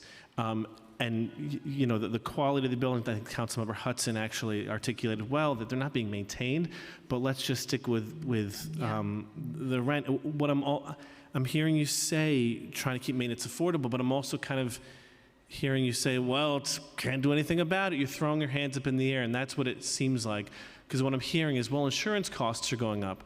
What steps has HPD taken to negotiate with insurance providers or leverage your entire agency to lower insurance costs? well, so the insurance industry is not something that HPD alone can control. But I hear what you're saying. Let me try to get to the issue. So what we try to do in the housing within our portfolios, including the Mitchell-Lama housing and HDFC cooperatives and affordable rental housing, where we are seeing this incredible cost escalation, along with interest rates that are significantly higher. These are unprecedented interest rate rises. The Fed is likely going to increase rates again today. What we are doing is basically trying to offer the assistance that we have available to keep expenses as low as possible. So in the case of a lot of our housing, we can offer property tax exemptions if there's not a full exemption today. I honestly wish we had J51, because many Mitchell-Lamas in the past were able to use J51 to reduce their property tax liability. And right now, it doesn't really exist at the state level. In addition to that, we're offering rental assistance everywhere we can. So we, you know. But I'm sorry, just to clarify, you're offering the rental assistance, or is, I don't know, the Department of Finance offering rental There's different assistance in the forms. form of SCREE and Yes, DREE? there's different forms. So there's certainly SCREE and DREE. There's also Section 8. And so where we can, we are offering rental assistance and using federal resources where we can to cover the costs and minimizing the increase that shareholders or renters have to absorb on their own. So I appreciate leveraging all the available tools, you know, especially federal dollars. I do appreciate that, but I don't get the feeling that HPD is doing everything they can to actually hit at the costs, like the insurance costs, which are going up significantly, as you mentioned, especially for Mitchell-Lamas. And the sense I get every time I hear from HPD, whether it's hearings like this or in more private meetings, is just, well, that's the insurance cost. Yeah. And I mean, tell me if I'm wrong. You're saying that there's nothing HPD can do to negotiate better insurance costs, policy proposals that we can address here in the council to actually get at the heart of what's increasing costs for so many of our Mitchell-Lama and so many of our tenants. Yeah, I mean, I think it's a worthwhile conversation. So I'm not an expert on insurance. I know there are folks in the agency and within the administration that have been talking with others about how to get a handle on it. So I can't speak to the complication around insurance specifically, but there are folks that are taking that issue very, very seriously, and I would rather follow up with them to address that specific issue. Yeah, I would love an update on that, because it's been, you know, all the elected officials for Tracy Towers have reached out since, I think, well before last year. Cannon Heights has been an issue since before last year. We've been reaching out about this, and we've gotten no significant answer, meaningful answer about what's happening with insurance. As I said, I want to acknowledge we have gotten help and support and offer for those existing programs that other agencies have, like scree injury, not to take anything away from that work. But if those conversations are happening, they should be happening more quickly and in consultation with people who represent Mitchell-Lama shareholders and tenants and the residents who are actually affected. Again, I'm happy to show you this maintenance bill I have right here. 50% increase in their maintenance is just astounding. I mean, people are apoplectic about a 5% increase in the rent guidelines board. 50% is going to knock people out of their homes. And that's unacceptable. And if there are steps we can take to keep them in their homes, we have to work together to keep them in their homes. And I just haven't had, that conversation has not happened. And that's extremely disappointing and unacceptable. Okay, so I'm happy to take some of the concerns back to my colleagues. And I do want to reiterate, this is, I've been working to do housing preservation work at the agency for 15 years, 16 years now. And we have not, this is unprecedented. When I hear everything you're saying, I will take it back. We take this very seriously. I have never seen anything like this. And it is impacting our overall housing stock at this point in time, rent stabilized housing, affordable housing, Mitchell-Lama housing, HDFC cooperatives.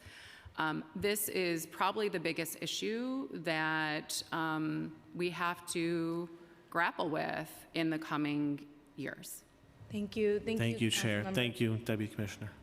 Yeah, and I just want to echo your sentiments, Councilmember Dinowitz. Like we can't be taken seriously in talking about how we want to increase homeownership across the city of New York if we're not protecting what we have. And, you know, that relationship that you just highlighted, that is not just happening in Mitchell-Lama buildings, but that these insurance costs are skyrocketing across the city of New York is a very serious one. And one that I have, at least anecdotally from certain owners, have heard that, you know, can be actually a modern day version of redlining, where certain communities are facing much higher insurance costs, especially in parts of the Bronx. And, you know, we just have to join together and address this issue. So thank you so much, Councilmember Dinowitz. So now I want to turn it over to Councilmember Brooks Powers, and then it's going to be Councilmember Brooks Powers, Felice, and Williams. Thank you so much. Thank you for your testimony. First, I just want to build on comments from my colleague, Councilmember Dinowitz, in terms of scree.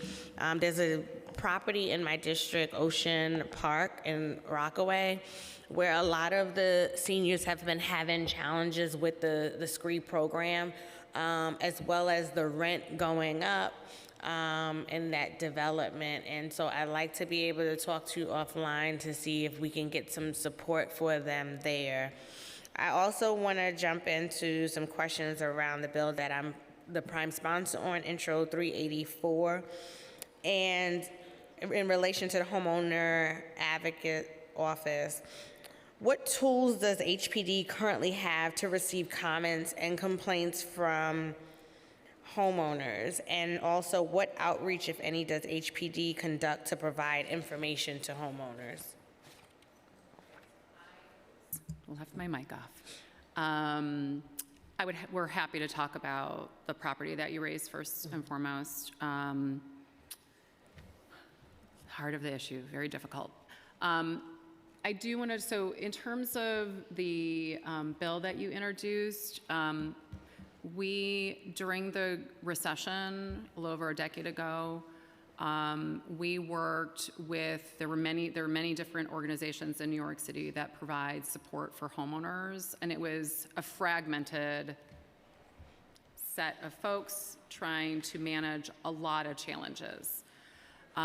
So we still have similar issues, but we are fortunate today to have the Center for New York City Neighborhoods in New York City, which was created to help create one organization that could help basically address homeowner concerns and help them identify appropriate resources. We 100% support making sure that there is clear information for homeowners about where to go and there is somebody to help them navigate resources. So we are with you 100% in the intent. I do want to clarify that the way that we have organized this over the last decade is that we work with the center and their affiliate partners to basically be the portal where a homeowner can call, ask questions, get guidance. We are trying to, at this point in time, supplement some of the resources that have existed over the last decade through the homeowner hub that the center has administered, by expanding support through the homeowner help desk. So I'm going to turn it over to my colleague Michael Sandler to talk in a little more specificity. And I'm sure you have many more clarification, this hub that you speak of, is it an external independent organization that was created by HPD? So we actually, the city basically worked to create the Center for New York City Neighborhoods, and we still have, our commissioner sits on their board. Actually, the president of HDC also sits on the board for the Center for New York City Neighborhoods, and we fund the Center for New York City Neighborhoods in providing a range of services and support. So they essentially are the organization we've designated to be the hub, right, to take phone calls, to help triage, to get a homeowner. If they need legal services support, they're referred to a legal services affiliated partner entity. If they need financial support, they will direct them. Let's say they need support for renovations, they'll direct them to Home Fix as the programmat. So they are our navigator and entity that helps point folks in the right direction. And what oversight does HPD have for them, since it's technically an independent organization? Being on the board, like, does the city serve as like the chair? What is the authority over that organization? Yeah, so we do sit on the board. So like any board member, we have oversight. In addition to that, we oversee the contracts. So we basically contract with them to do ongoing support, and I'm going to turn it to my colleague, Michael Sandler, to talk more about that. Yeah, so as Deputy Commissioner Darga mentioned, HPD in partnership with the City Council fund the Homeowner Hub. The Homeowner Hub is essentially a telephone hotline. It's accessed through 311. It is a one-stop portal for homeowners that have complaints, challenges to seek resolution. Homeowners can access the hub through 311 or calling 1-866-HOME-456. And through the hub, they're connected to kind of the relevant services that they need, whether that be financial counseling, whether that be an assistance program that HPD operates, or a housing counselor in their home community.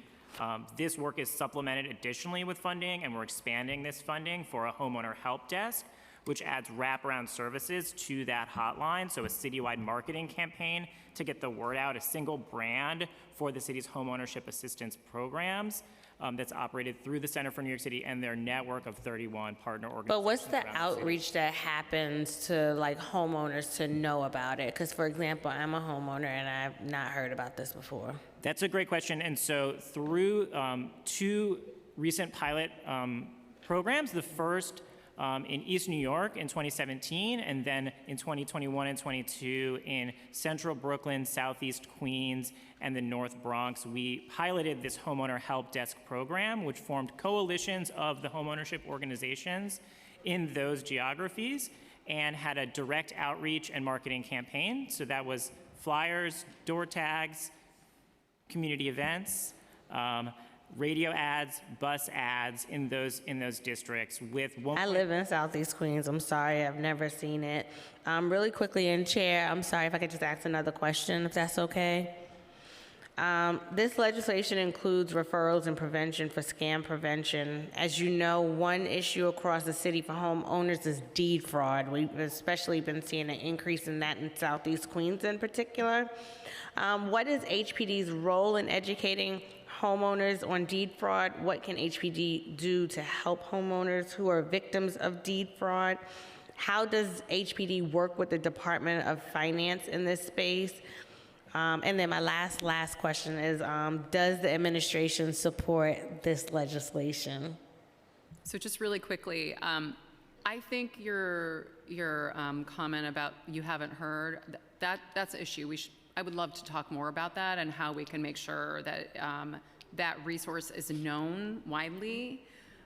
We have done a lot of outreach, but there's probably a lot more that we could do. So we should sit down and talk about Well, that's why I that asked the more. question earlier, which you guys didn't Yeah. answer, in terms of what outreach is being done. Like, what groups are you working with in these communities? How are you working from the grassroots level in the communities? So we actually, the partner has a number of affiliates. Basically, there's more than 24 that are locally based, community-based organizations that they basically work with to have this coordinated effort. Can I get a copy of the list for Southeast Queens and Rockaway? Absolutely. We will send that to you. So we're also, I mentioned earlier, we are funding for the first time a homeowner help desk that will supplement basically this call center that the center has had that will provide additional support, and that will include additional support for outreach and engagement.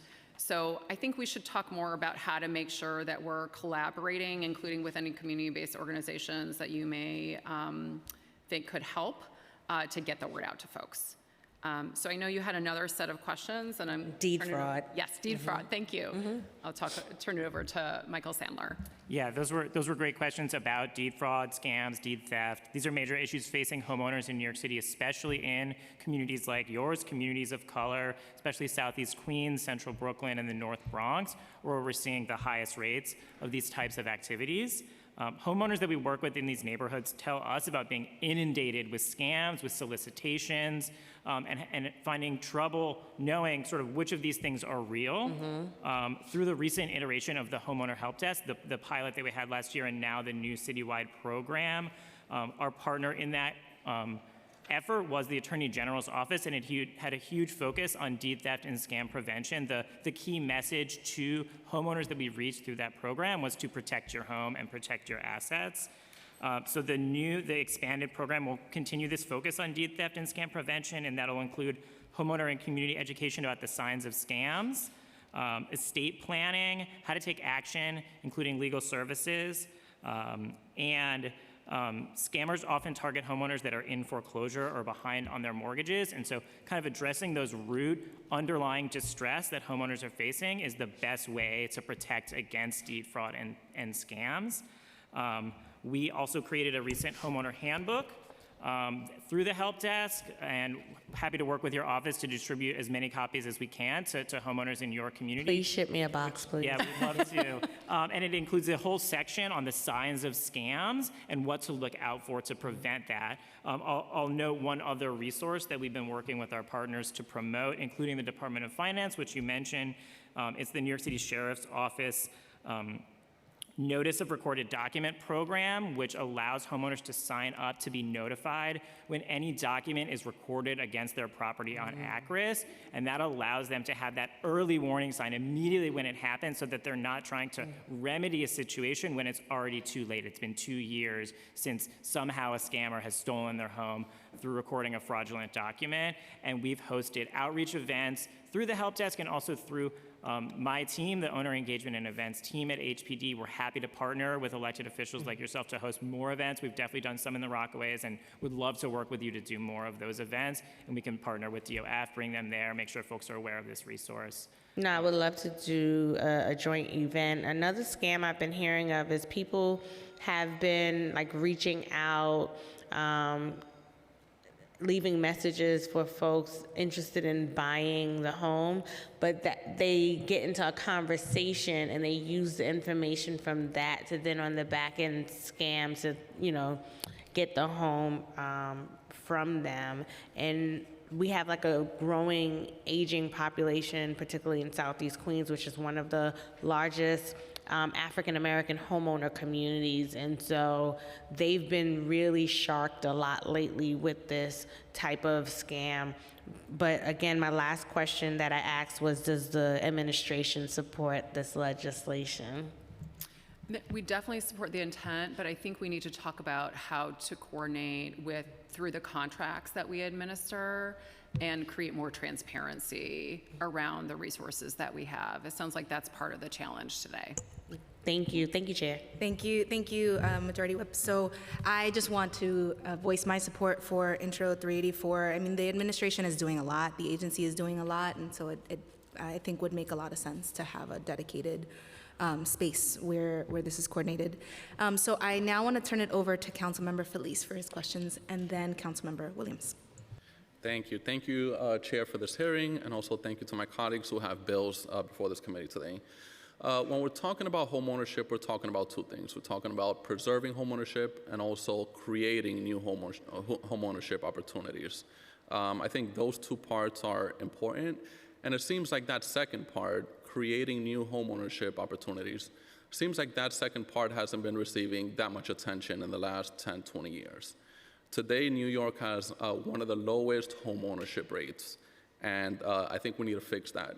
When families make it to the middle class or anywhere near the middle class, one of the first things they think about is owning a home.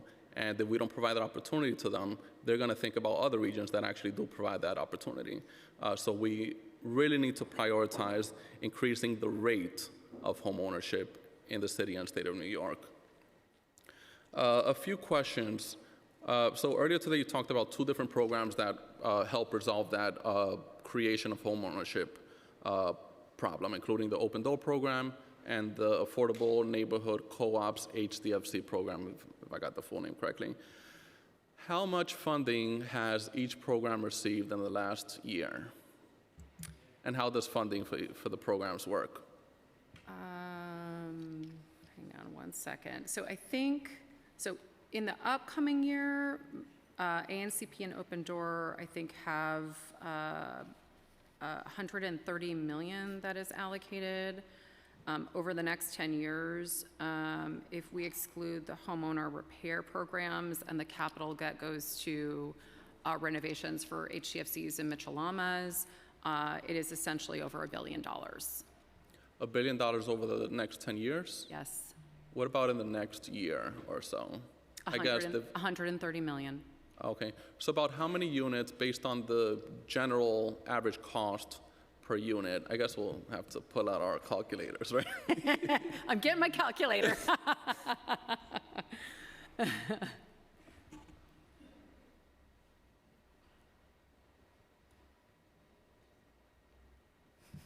Did you do the math? I did not. So I don't. Bad. I got a 4. Yeah, I probably entered a bad zero somewhere. I don't have the exact number here today. I mean, we budget in part based on the pipeline that's in the near term. So we probably have more exact numbers, but just based on taking a typical cost of about $350,000 and we're averaging across the two programs, it's about 371 new homeownership units. 371 per year. Next year. Okay, yeah, per year, I guess for the next 10 years, 371 more or less. Okay. Do you have a breakdown of home ownership rates per borough in the city of New York? Like existing home ownership or where our programs are serving? Existing home ownership. I don't have that with me today, but we could certainly find that information. I know we in the center also tracks a lot of that. Okay. What about the rates based on where the programs are serving? Yes, so different I actually do have some information. CEO, I think we have information on Home Fix. Do you have that information that we could share? Just give me 1 second. I know we have it here. So in terms of Home Fix and who we're serving, we know that 42% of the recipients who get the financial assistance to repair their homes are seniors, senior homeowners. We are serving 34% in Brooklyn, 34% in Queens, 19% in the Bronx, 12% in Staten Island, and 1% of our homeowners that we serve are in Manhattan.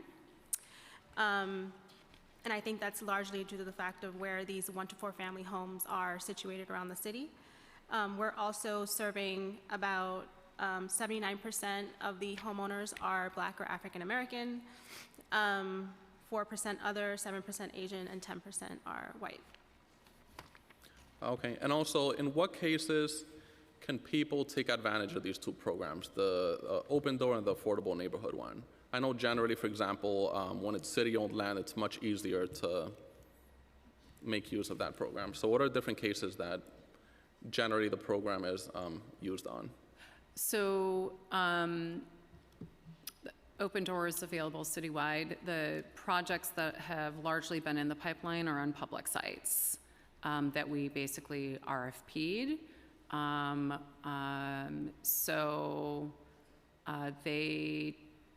They have been, I think, overwhelmingly, there's been some in the Bronx and some in Brooklyn. Thank you, Chair. I see my time is up. If I could just ask one final question. Okay. So are there any ways where the program could either be used or the program could be modified so that we can use the program in cases where we're building affordable housing so that we could build affordable housing together with affordable homeownership? And if not, what are ways that we could, in what ways can we modify that program to make that a reality? Are you thinking specifically on private sites? Private sites. Yeah. Private, public, all of the above. So it's certainly possible. We do see like larger phased projects that have a portion of affordable rental housing and then a portion that's affordable homeownership. And I think we're open to that approach. The costs that I've quoted are largely for public sites where there's not acquisition costs. So I would just flag that if we were going to see an expansion of the program to do more on public sites, it would cost more on a per home basis in order to do that because acquisition costs in New York City of land are pretty significant. Thank you. Great, thank you. Thank you so much. Now I'm going to turn it over to Councilmember Williams. Thank you, Chair, for holding this important hearing, and thank you for being here. The first question that I have is about zombie homes.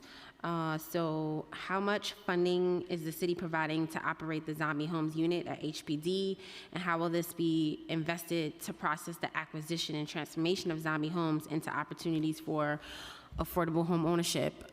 I think that the zombie list is outdated, just from my own personal anecdotal research and canvassing of the community. And we have a lot of zombie homes in my area, so would love some updates on that. So I'm going to turn this to my colleague, Michael Sandler, who helps oversee our Zombie Homes Initiative. Awesome, thank you. And we can maybe tag team and talk a little bit about acquisition, which was part of your question as well. So in 2017, HPD launched our Zombie Homes Initiative with grant funding from the Local Initiative Support Program. And between 2017 and 2022, the program operated solely with that grant funding. In late 2022, the Zombie Homes program was baselined into the city budget, and HPD has hired 2 permanent staff for the Zombie Homes program. One is a field associate who investigates zombie homes in the field and works with mortgagees and servicers to bring the properties back into compliance with the state's zombie law. And the other is a small homes acquisition associate whose primary portfolio will be finding pathways to acquire zombie homes. Part of your question was about the state's registry of zombie homes. So banks are required to provide information about homes that have begun the foreclosure process but that are not currently occupied to that state registry, and HPD agrees with you that that state registry is not up to date and is not maintained, and that's part of the reason for the existence of our Zombie Homes program. And so what we do is that we use a predictive data model to identify properties around the city that might be zombie homes where maybe they're not using the water, they're not using water, they haven't paid there's arrears on their mortgage, other signs of physical distress, and our field associate goes and canvasses those properties for signs about whether they may or may not be zombie homes, and depending on what they find, they either work with that bank to make sure they're bringing that into compliance, or work with the law department to bring civil complaints against those banks. And to date, we've brought in over $1 million in civil judgments through enforcing the zombie law. If you have properties that you've identified that might be zombies, we do take referrals, and we will look into that property and investigate that and help remediate. So we love getting referrals. We are active every week out doing inspections of properties. On the acquisition side, our goal is to turn these vacant and abandoned properties into active homes that are supporting the communities that they're in and that are providing home ownership opportunities for New Yorkers. And so that's why we've brought on a full-time acquisitions associate to explore options there. Thank you. The next question that I have is about the Home Fix program. So we know it served as a primary resource for homeowners in need. Can you attest that this has truly been a valued resource in communities of color? We understand that not all homeowners are able to access traditional home repair financing. And, you know, it is critically needed for some of these folks, but they're not able to access the funds. So are you able to, one, substantiate that it has been truly a valued resource? And two, are you able to share with us where it hasn't been a valued resource for some New Yorkers, why that is, what barriers and issues they face in accessing the funds? Great, so I'll just say a couple words and then I'll turn it over to my colleague Xiomara Pedraza, who oversees the program. I really think this program is quite amazing. The Center for New York City Neighborhoods, during one of the pilot homeowner help desks in 2017 in East New York, did some surveys of homeowners at that point in time about the biggest challenges that they face. And they found keeping up with home repairs and accessing financing was by far one of the biggest challenges. So that actually is the kind of feedback that we got from the center and communities that led to the creation of Home Fix. At the time, we were serving maybe a little bit more households a year through our home repair programs. And the idea around Home Fix was to provide a resource that homeowners could access that didn't require the same kind of credit and debt to income checks that eliminate many homeowners from being able to access private financing, and to scale up the program so we could actually serve more households. So I know you had a number of specific questions about it, so I'll turn it over to Xiomara, who oversees it. Yeah, so to answer your question, I do think this has been an incredible resource for communities of color around the city. As I mentioned before, we are serving a great, about 80% are African American homeowners.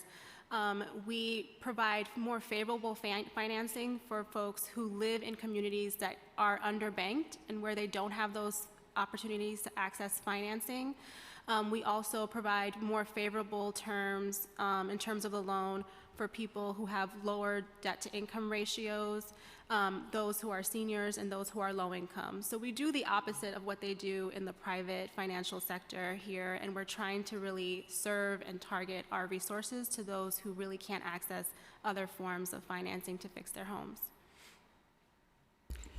Are you able to just share, maybe not right now, how many people are using the program in my council district?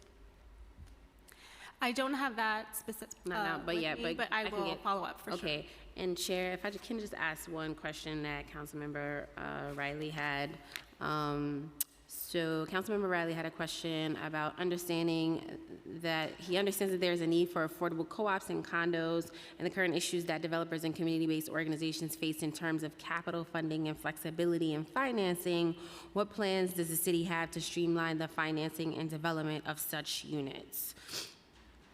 Which is a good question, because I know I have a lot of units coming up and we subsidize for rental, but it's rare that we provide the subsidies for co-ops and condos, and developers always talk about that, just the finance mechanism isn't there for them to truly build co-ops and condos.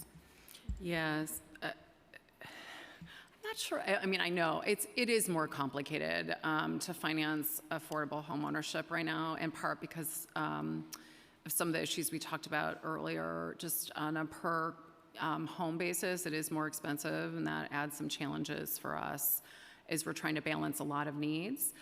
We do have a couple programs that do this, you know, it's only in the last couple of years that we've had more dedicated resources focused on this. I think if folks have, if you have suggestions or some of the developers or community members that you're hearing from have suggestions about how we can streamline in order to make it work better, we're open to having that conversation. Thank you. And lastly, I just wanted to also underscore my support for Intro 384.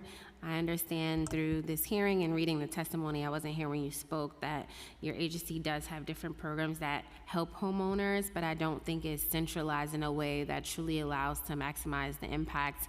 And also just echoing what Majority Whip Brooks Power says, I also represent areas in Southeast Queens, and I've heard somewhat about Home Fix, but a lot of the things that you're talking about, never heard about it, didn't know it existed. The only time we actually even deal with HPD is for issues involving buildings, and never ever reaching out to HPD to help with any of our home ownership issues, in which we have a plethora. So I'll also try to write you a letter, and hopefully you can send me information around what you've been doing, the organizations and entities that you've been working with, because I have no idea what you were talking about. My family, we had foreclosure issues. We've had issues with maintaining very old homes. We have a lot of old homes, and never knew that a city agency provided the levels of resources that you're talking about right now. And so really interested in the impact and how much people were actually served by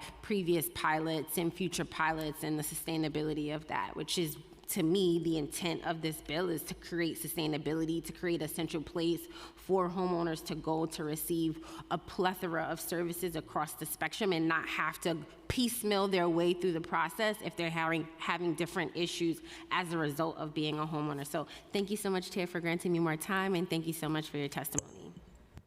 Great, thank you. Thank you so much, Councilmember Williams. So I'm going to ask one more question, and then we'll be moving to public testimony. And that is for you, Deputy Commissioner. We've talked a little bit about Open Door with Councilmember Felice. And Open Door, as you mentioned, was launched in 2017 to create new limited equity homeownership opportunities for first-time home buyers.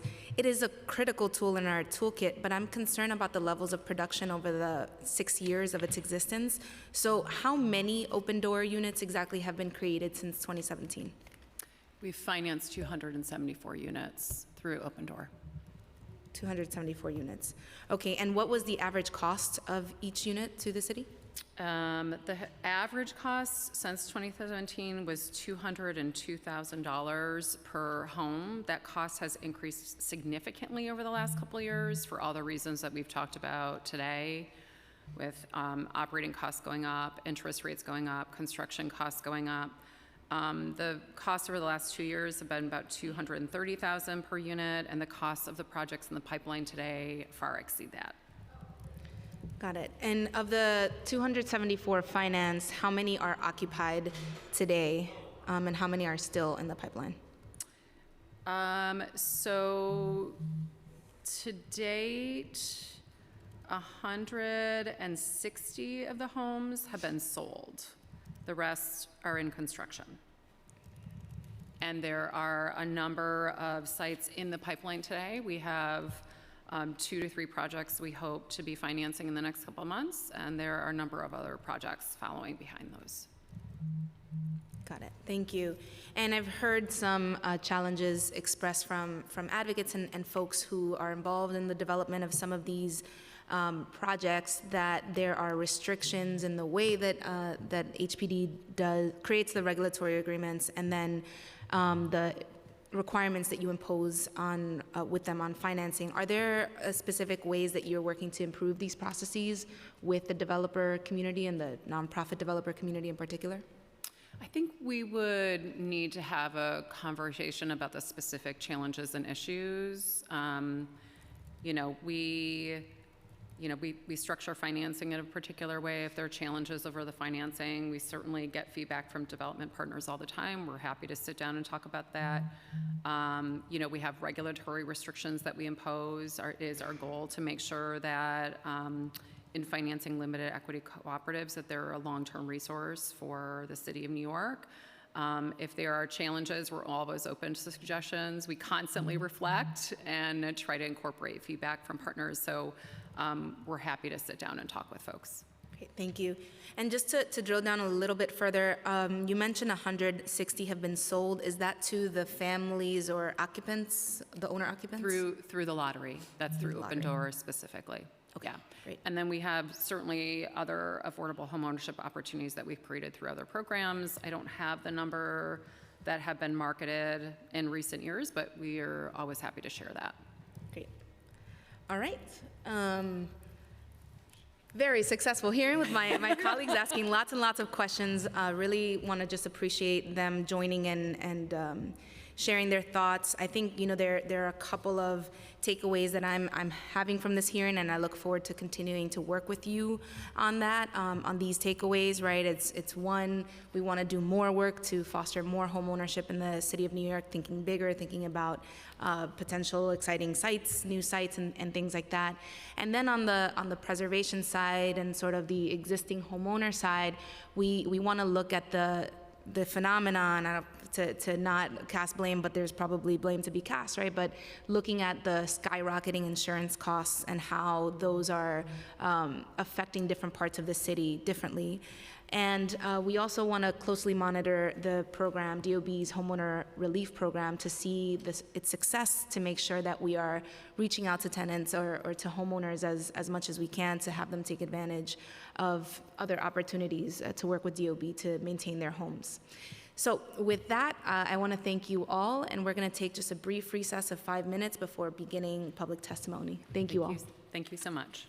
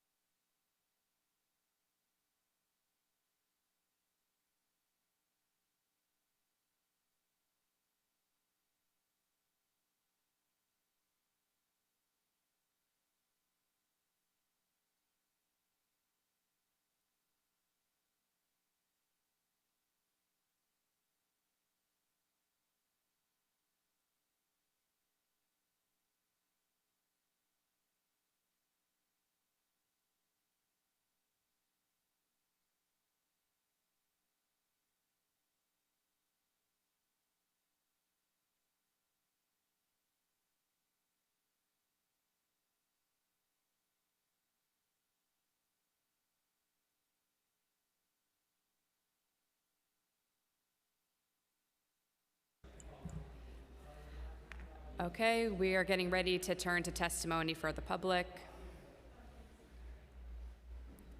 Good, okay. For the first panel, we will be hearing from Matt Dunbar, Brendan Cheney, and Ariel Hirsch.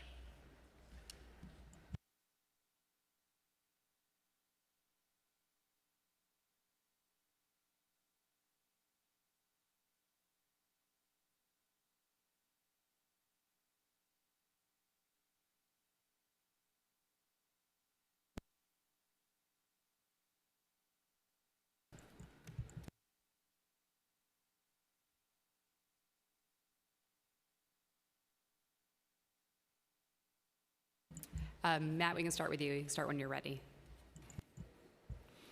Great, thank you so much. So my name is Matt Dunbar. I'm the Chief Strategy Officer and EVP at Habitat for Humanity New York City and Westchester County. And I want to thank Chair Sanchez for holding this meeting. We cannot have an equitable New York and an equitable housing strategy without significant investments and prioritization of affordable homeownership. This city was, created on a foundation, just as the rest of our country was, on racist and discriminatory housing policies. And all the statistics that has been shared so far show that the disparities within our city persist today. And when we look at New York, we should be seeing a city that is leading the way in the amount of capital that we spend and the amount of innovative thought leadership that we have within the sector. We should be a leader across the country in creating equitable housing strategies, but the outcomes that we've seen have shown that we fall significantly short of those goals. And some of the stats that have been mentioned today show that, but I want to highlight a few, including the fact that on average over the past 9 years, according to the public statistics that we've been able to look at, on average year over year, there's less than 90 units of home ownership created, affordable home ownership created in a city of 8.5 million people. And for us, Habitat for Humanity, we focus on affordable home ownership, so we're thrilled that we were the first project to be funded under Open Door. Our Sydney House project in the Bronx of 56 units is one of the only projects that has been completed under that program and completely sold to homeowners. We're co-founders of Interborough CLT. In 2022, we closed on 16 units of single-family home ownership that we're currently rehabilitating and construction. But under that year, that 16 homes represents 1/3 of all of the new home ownership that it was being created in that year. These numbers are paltry when we look at what the center reports as 20,000 less black homeowners, specifically in Queens. So when we see the disparity, we know that we need to prioritize affordable homeownership so much more, and we support anything that the City Council can do to provide more flexibility and more funding and more staffing to HPD to ensure that these programs can be prioritized and specifically funding nonprofits. So thank you. I'm looking forward to the questions.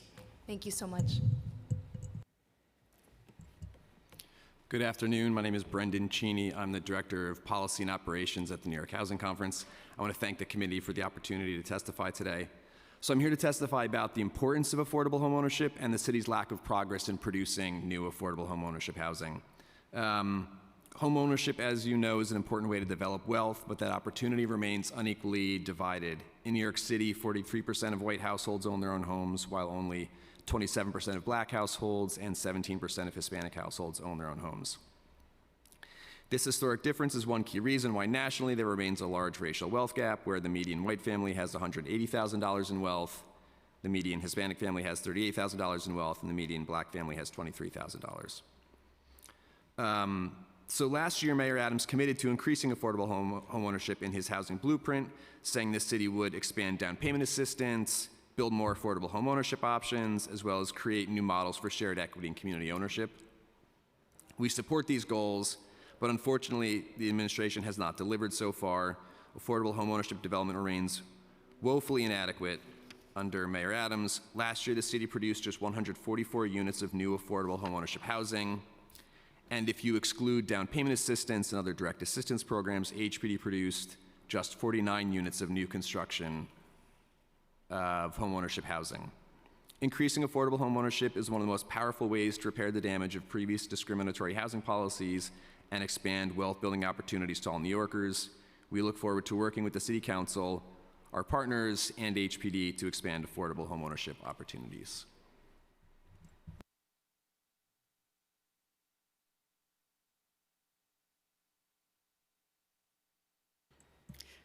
Good afternoon, Committee Chair Sanchez and members of the Housing Committee and staff. Thanks, I see you.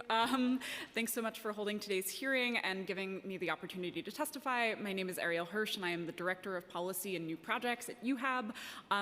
UHAB has served low to moderate income residents taking control of their housing, primarily in HDFC cooperatives, for the last 50 years. And we know that HDFC cooperatives form a key block of stable, affordable homeownership for over 25,000 New Yorkers across 1,200 buildings in New York City. The majority of these shareholders are Black and Hispanic New Yorkers, systemically excluded from traditional homeownership opportunities, and many HDFC cooperatives were created from the abandonment and disinvestment of New York City's fiscal crisis, received, as we spoke about earlier in the sort of the TIL program, very limited funding and repairs, as well as training when they converted, and really sort of faced those broad impacts of lack of investment and city funding. However, we also know that this model works and that it serves primarily low-income homeowners. We know that it's possible to develop deeply affordable homeownership projects and that low-income families are diligent stewards of their housing. UHAB also develops affordable co-ops, and out of the 1,873 cooperative units that UHAB has successfully developed, almost all of them are at or below incomes of 50% AMI, including the 390 units in our current development pipeline, which span the third-party transfer program, as well as independent tenant purchases, which we're really interested in focusing more on, and formerly city-owned buildings. I would also like to highlight that we really need more staffing and funding at HPD to be able to create and preserve more affordable housing, and that there is sort of a mismatch in the current stock of affordable housing that's being created through city programs. There's more in my testimony, and looking forward to your questions. Thank you so much. So my first question is for Habitat. So you mentioned that yours is the only open door project that has really gone through in this administration. So how many units are we talking, and what are some of the challenges that you think contribute to the low open door uptake? Yeah, so thank you for the question. Our first project that closed under open door was actually in the previous administration, so it closed in, I believe, February of 2018. 57-unit cooperative building, 56 residents in a supers unit. And one of the big challenges just generally, as was mentioned, was the need for capital in affordable home ownership developments. So that project was actually in pre-development for a number of years, in which we actually had an additional $4 million allocated by the borough president and the council member in order to make that budget work as the first open door project.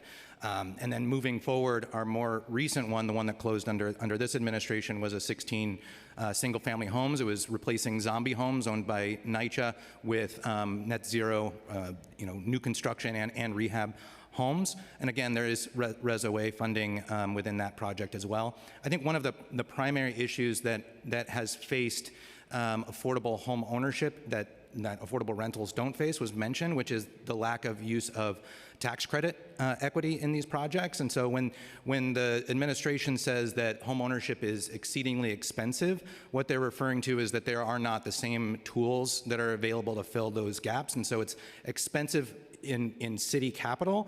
And we've also done a good job in increasing the state subsidies for affordable homeownership as well. But I also want to emphasize, in 2017 and 2018, under what was the previous program, the New Infill Homeownership Opportunity Program, the city announced over 550 units of affordable homeownership was going to be created by the city. And that was in 2017 and 2018. All of those units are essentially infill. They're scattered sites, so they're small, hard to develop lots with lots of neighbors. They're smaller scale, and so there's increased cost to home ownership that larger scale rentals, that when you prioritize larger developments for rental, that is now put onto home ownership that increase those costs. So if you have 12 lots at 4 units apiece, that's 12 permits, that's 12 assessments, that's 12 different architectures, that's 3 3 different neighbors. There's additional and stacked up costs when you prioritize small site development for home ownership instead of scalable developments like rental has had. So those are some of the challenges, and I think there are creative ways for the city to engage in getting new, equity opportunities. I think there's ways that we could use LIHTC if we're getting creative. And I think that there's ways that we can create new home ownership opportunities, not solely in new construction. I think the city's gone has made strides to start increasing scalable home ownership in some of their RFPs. So we have an RFP where we'll have upwards of 70 units on one site in the Bronx that we will be building on the community land trust. So we are going in the right direction about the scalability rather than the scattered sites. But I think, through tenant opportunity to purchase and strategies that we can infuse low-income housing tax credits, looking at converting buildings at year 15 or year 30 to home ownership. If we can look at home ownership conversions, not just as distressed buildings becoming home ownership, which is going to be costly because as was mentioned, it's $500,000 a unit on average now. If we can be looking and partnering with healthy, cash flowing, really stabilized buildings that don't have those same kind of distress and work towards getting those into the home ownership stock, I think we can really see home ownership, start to be done at scale. So thank you so much for the question. Thank you so much. And that is especially interesting to me, given the rates of homeownership in my district are at 6%, right? Yeah. And so what we have we have the ability to look at our existing buildings. More to say there. Very excited about some of these proposals. And so question for any of you, all of you, what do you think from the work that you do, the advocacy that you do, what do you think it looks like for the administration to dedicate real resources writ large to home ownership? I'm happy to jump in here first, and thank you so much for that question. I think there are 2 prongs here. There's one on creating more homeownership, which we've talked quite a lot about, and there's also another side on preserving homeownership. Just to reiterate on sort of creating new homeownership, staffing for HPD, additional capital sort of funding to be able to scale up these projects and to really achieve some of the scale that Matt was talking about, putting more resources into programs like the third-party transfer program, which has been on pause since 2018, which I know both the council and the administration is very familiar with. This is sort of a critical juncture to create new homeownership opportunities, although like many programs, you have to sort of thread the needle through a very complex bureaucracy for tenants to advocate for the opportunity to opt into homeownership through these programs. Something like Neighborhood Pillars, which really replicates a tenant purchase style of homeownership and conversion, would also do a lot to address both the buildings that Matt was talking about, goods, sort of like quality rental housing, as well as buildings in the worst possible condition, which have historically been the body of buildings in New York City that create homeownership opportunities for low-income Black and brown new homeowners. On the preservation side, I can speak specifically to HDFC cooperatives. We have found that rising building costs and increasing sort of city code enforcement has really, really put a strain on existing homeowners, specifically in multifamily buildings. I think we talked a lot about the way that homeownership affects 1 to 2 family, 1 to 4 family small homes in Southeast Queens, in the North Bronx, in Southern Brooklyn, but HDFC cooperatives exist all over the city. They exist in Washington Heights, Harlem, the Lower East Side, Central Brooklyn. Most of these are larger multifamily buildings. The average is about 20 units, and they face increasing code compliance issues, especially through the newest round of AEP just came out, HDFC cooperatives that are trying to get back on track, who may have come into some sort of issues with code compliance, are repeatedly treated in a really punitive way through the city's code enforcement process when they need sort of advocacy and support to really get back on track. The same goes for a lot of resources that I think are just not publicized. Currently, there's a DEP amnesty program for affordable housing that has simply not been publicized by DEP at all. fall. We heard that the program was supposed to end on April 30th and has been extended another month to May 31st, but there are no program materials, there is no outreach, there are no phone calls, and we really, really want this program, which could really serve folks who are suffering from water and sewer debt and are at risk of foreclosure, from getting those resources that they need. I will stop there. I'll jump in. So I think one of the primary things that we face as a nonprofit is the cost of delay. And the prioritization that certain projects and/or developers get over others.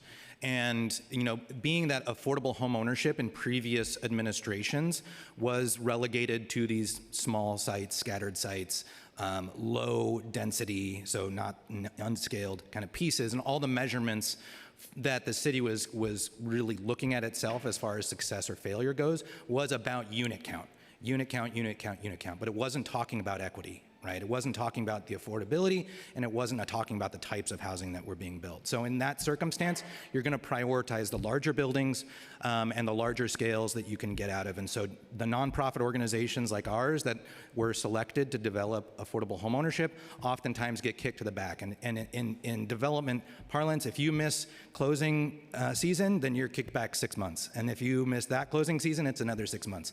So the cost of delay, had we been able to build a lot of homeownership, or had it been sites been selected at scale, it would have been so much cheaper than it is now to build these homeownership because of the cost and the increase of costs that we've seen. So that's one piece. I also just want to mention the importance of looking at creative solutions around, and just implementing a city of yes into our housing bureaucracy, and kind of prioritizing and partnering with the expertise of those of us that have been in this work for so many years. The turnover that has occurred in our agencies oftentimes leads to people coming in on projects that have been kind of sitting on our books and really kind of creating economic turmoil for nonprofits for years and years and years. And when there's turnover, there's a whole new education that has to come alongside that with the new project folks and different pieces. And oftentimes they come with new opinions, and a lot of the institutional knowledge is gone, and it takes, again, it kind of creates those delays.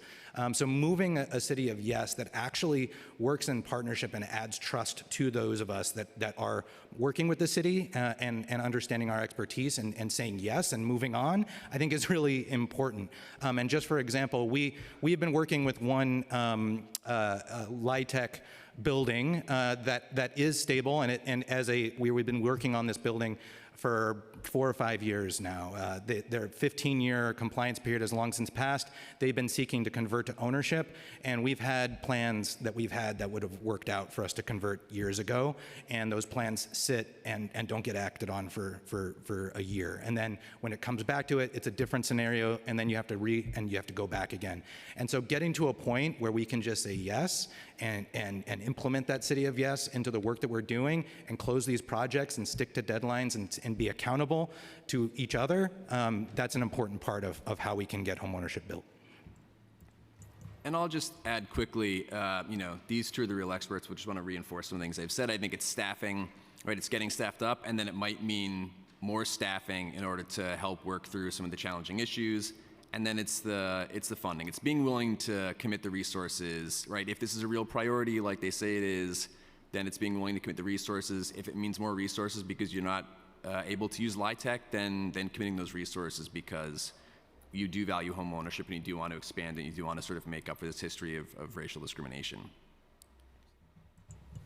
Thank you so much. Thank you for coming in to testify today and for your support in preparing for this hearing.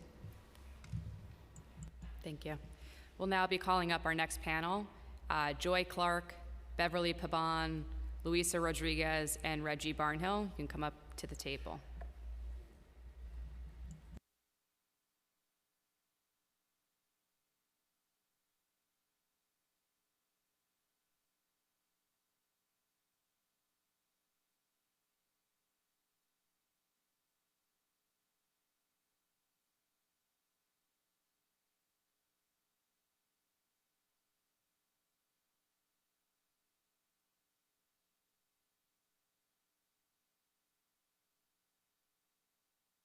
We can start with Joy Clark when you're ready. Just press the button on the microphone. Thank you. Hi, how are you? I don't know where to start. I first want to say I think it's very disrespectful that they did not stick around to hear the testimony of the public. I'm not surprised because this is what our experience has been with them for decades. But they should have stayed to hear what we had to say, because a lot of the information that they gave absolutely was not true. First, they said the TIL program was over in 2006. This woman was relocated in 2008. There's a building in Brooklyn that was relocated in 2008, 158 South 4th Street. Never once were they told, when they relocated, that TIL was over. They were told that they were being renovated, that the city would fully fund the renovations, and they would go home. So this changing of information and changing of dates is something that HPD and it's constantly doing. My building can't come to in 2017. And asked to relocate. I asked these people, sent them emails numerous times because the word was getting around. Will there be a mortgage? Will we have to pay? Repeatedly told no, no, no to my face. When I sent them emails, they would not answer. It wasn't until the last minute where they said, well, you have a mortgage, but you can pay it later. No mortgage and pay later are not the same thing. So they're constantly lying either by omission or giving misinformation. And this has been going on the entire time. I do not trust a word that they say. They're constantly changing management, and I think it's on purpose so they don't have to take accountability. They can just say, I was not there, So this is the issue. And they can't even tell you how much your mortgage is going to be. Who in their right mind would sign into a program, say, yes, I'm going to leave my home, I'm going to let you do all this work, but you cannot tell me how much it's going to cost. They will not tell you. I've asked verbally, they will not tell you. I've sent emails, they do not reply. This is what it is. There are people who we've spoken to people who went into an ANC program. They are not happy. They left their building. They did not know what they were getting into because they were not told purposely. And I'm just, again, I want to reiterate that it's disgusting that HPD is not here to hear what we had to say.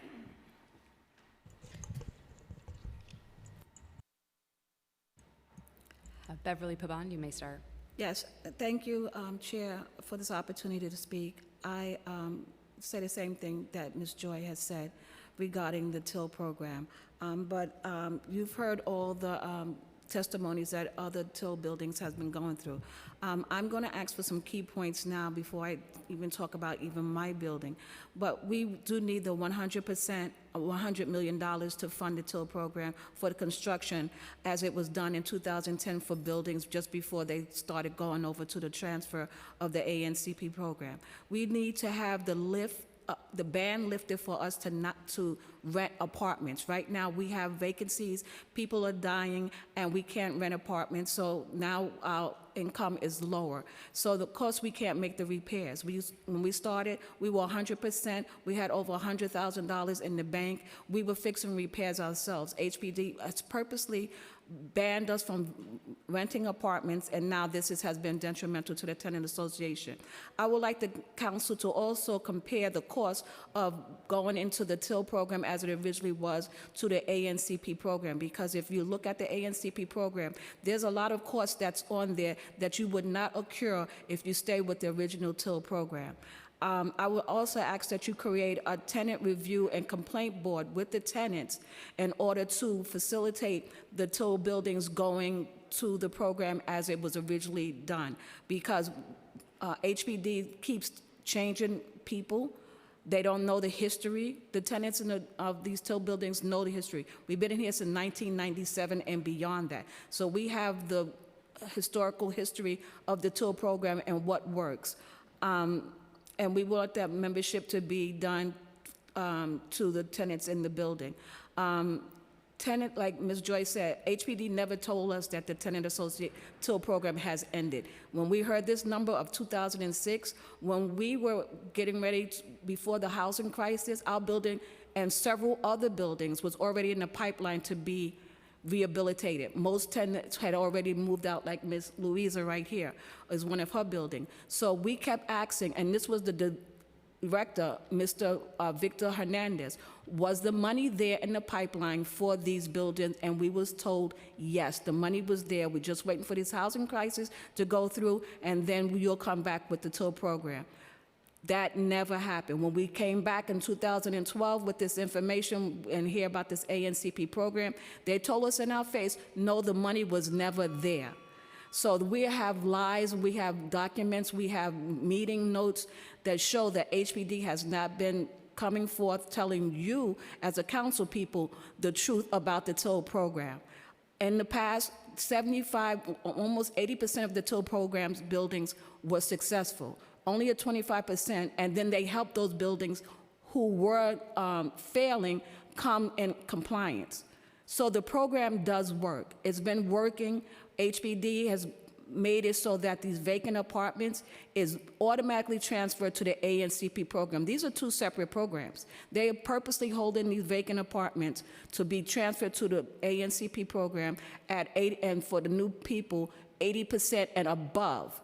The whole TIL program was for low income, and that's what you're asking that these programs be done for to give us the possibility of home ownership. Redlining, you know all of this. So please, support the TIL program, give us the money, give us the tenants, the membership where we can monitor HPD and come back to you straight ahead of what's been going on, because we have the history to back up everything. Thank you. Thank you. Thank you. Ms. Rodriguez? Hi, good afternoon. I will start by saying thank you, Chair Sanchez, for holding this meeting. I am really sorry to see that none of HPD's representatives stay here to listen to what the people have to say, what we the people have to say. They should stay. And I'm really distraught to see that some of those council members that have a lot of TIL buildings in their district did not make the time to even ask questions to HPD. That really breaks my heart to see that we are bringing people with our votes that do not care about us. Because if I know that I'm going to this kind of hearing, I will make time to at least ask questions to HPD. It's really sorry to see that. And I think we have to think about that when we elect our officials, the people who are supposed to represent us. Thank you, Ms. Sanchez. Thank you for having this hearing. I am one of the tenants of TIL buildings, 615 West 150th Street in Manhattan. Our building entered the program, the TIL program, in 1996, decades ago. At that time, the city needed us. The city foreclosed, not foreclosed, but took in rent a lot of buildings that were abandoned by the landlords. We have said that, and I know you know that, but I just want to repeat it. At that time, the areas where those buildings, those abandoned buildings were, no one wanted to put a foot in those areas. No investor would invest a penny in those areas. So that's why the city brightly say, oh, let's go to the tenants. And what the promise was, what the agreement was with us, that if we, the people, can manage those buildings for 5 years, the city would sell our unit to each tenant for $250. I know it sounds ridiculous now to say $250 for an apartment. That was back in the 70s. I mean, in the 90s. Yeah. But the thing is, why are they backing off now? Because we worked on those buildings, We make those buildings stand. We keep those areas that were really considered undesirable. Now, those areas are so desirable that every investor, everyone who has money wants to get one of these buildings. How did that happen? Our work has value. And that's what the city has to understand. Our work has value. We have sweat equity in those buildings. And what we are asking for you, the city council, is to make sure that in this year budget, there will be a budget line dedicated for construction, dedicated exclusively to Till buildings. That's what we are requesting, that's what we are demanding, that's what we count on you to do for us. Thank you. You're Thank welcome. you so much. Thank you. You're welcome. Good afternoon. Thank you for everything you guys done today. Ms. Sanchez, thank you. I'm here from 231 West 116th Street. I'm the treasurer there. We joined the Till program in 1999, and here we are 24 years later still fighting. We are the people who have held this building together, who made sure that it was operating, who held these families together, these board of directors. At this point in my building, I have not even been paid for 6 years management fees to manage the building. And for me, this is a part-time job. There are some people in the building who do not fight as hard as we do, the people sitting here. We represent those people, and we should be paid for that. Also, HPD does repairs that are dissatisfactory. It's terrible. They recently did a repair in one of our apartments, 14, electrical repair, and it is horrible. And the tenants don't even want to pay rent. These are the things that we fight.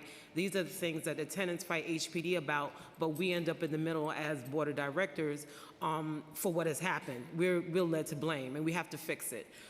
We need help, and we want our buildings. We worked hard for paying rent and working. We own those apartments, and that's what we want. And that's all that we want. And we will continue to see that our buildings are maintained. What are you guys doing? What are they doing? Nothing. They're telling you lies today, untruths. It's just ridiculous. And they have not even spoken to us. In 2006, no one told us that we were no longer a Till program. I'm shocked to hear this. I wasn't told in 2012 anything about the Till program becoming ANCP. And then last year, they tried to coerce us into signing this ANCP agreement, telling us that our representative, Kristen Jordan, had signed off on it. It was a total lie. Her signature was a false signature. Also, they do not hire correct people in their HPD building management teams. My signature was forged. HPD took our checkbook, and my signature was forged on 2 checks last year. I've asked HPD what's going on, who did this. No one has said anything to me. They don't respond, they ignore the emails. I'm tired of this. You know, I've had a career where I've worked in admin, and now I'm at the point where I'm supposed to retire, and I have to work to maintain my building because I'm scared that I'm going to lose it. We need some help here, we need some truth told, and we need it exposed. Thank you. Thank you so much. First, to address the fact that HPD is not here, that is not appropriate. They are supposed to leave someone behind. Even if they are watching online, which I know folks are watching online, we need you here in the room. We need you listening to the public testimony. So that's first and foremost. Second, you know, I wanna shout out a couple of, you know, my colleagues who maybe could not be here but have been working and listening on this issue. So Councilmember Abreu, Councilmember De La Rosa, Kristen Richardson Jordan, you know, Crystal Hudson was here, I'm here. You know, we are paying attention, and, you know, I think you heard it from Councilmember Hudson's questions and my questions that we see the injustice here, right? The fact that, you know, you mentioned 1996, you mentioned 1999. You have been in these buildings, promised that you were going to become owners, and now the script is getting flipped on you, right? They're saying you have to, you know, you have to go through this other program. There's going to be debt. There's going to be, you know, high maintenance fees. They're talking about bringing in higher income people. That I understand, and there's reasons they give good reasons for how that they don't have money and they this and that, but a promise is a promise. A promise is a promise, and at the end of the day, we have to continue with the North Star. So, you know, I know that you work with Palante Harlem. I know that you are, you know, we're all in conversation. We're going to continue in that conversation to try to get you that ownership that you deserve, right? So I just want to thank you for being here, and I just wanted to ask, you know, just some clarification from you who are here. How many of you have been relocated from your original home? I have been. Ms. Rodriguez, yeah. In our building, 615 West 150th Street, I was so surprised when I heard that they say that TIL had ended in 2006. And I was so surprised because in 2008, they came, HPD told us, we have the budget to rehab your building. And consequently with that, they started the process of relocating people to start somehow the process so that they could rehab the buildings. 15 families were moved out, were relocated in 2008. Out of those, 2 died already, unfortunately, without leaving any successor. 1 of them died and left a successor. But my question is, if that ended in 2006, how come you are moving people, telling them in 2.5, 3 years you will come back to a rehab building? And when we saw, we that are outside, relocated outside, when we saw that 3 years passed and nothing was done in our building, nothing, the relocation didn't continue, we asked HPD that we wanted to go back to our original apartments. And the answer was no. The answer was no, because this building is going to be rehabbed, and then you will have to move again, and ta. So it's 2023, 15 years already, and we are still waiting. You're still waiting.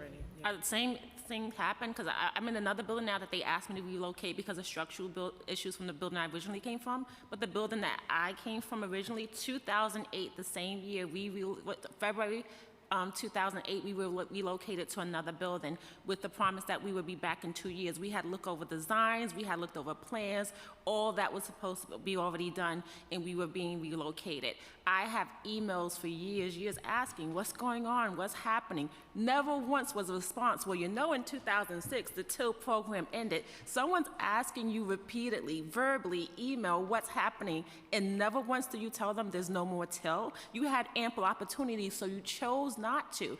Even while we were relocated, the building that we relocated from, we had to take care of that building we were no longer in. We had to hire people with our money from our funds to go clean that building. We had to hire a company, I'm getting bids. Otherwise, HPD would have to pay someone to do this. I'm getting bids from 3 companies to go in and clean the inside of the building because squatters had moved in. We handled that, not HPD. Someone would have been paid, but you know what the exchange was? We take care of the buildings, you renovate. Now we've taken care of the buildings, why are they not paying for the renovations? We did that. When people were breaking into the building, they had our numbers, our neighbors had our numbers. They didn't call HPD, they called us. So they had ample opportunity to tell us that TIL did not exist anymore. They never did, and it was purposeful. It was purposeful. We're managing the building under false pretenses. Thank you.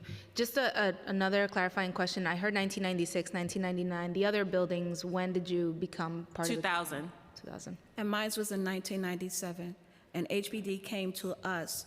Our building was taken through REM.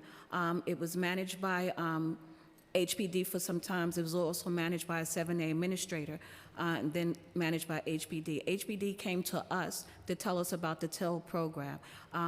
And what I found so disheartening regarding HPD is that in the years that we were still managing building, we had people relocate to our building.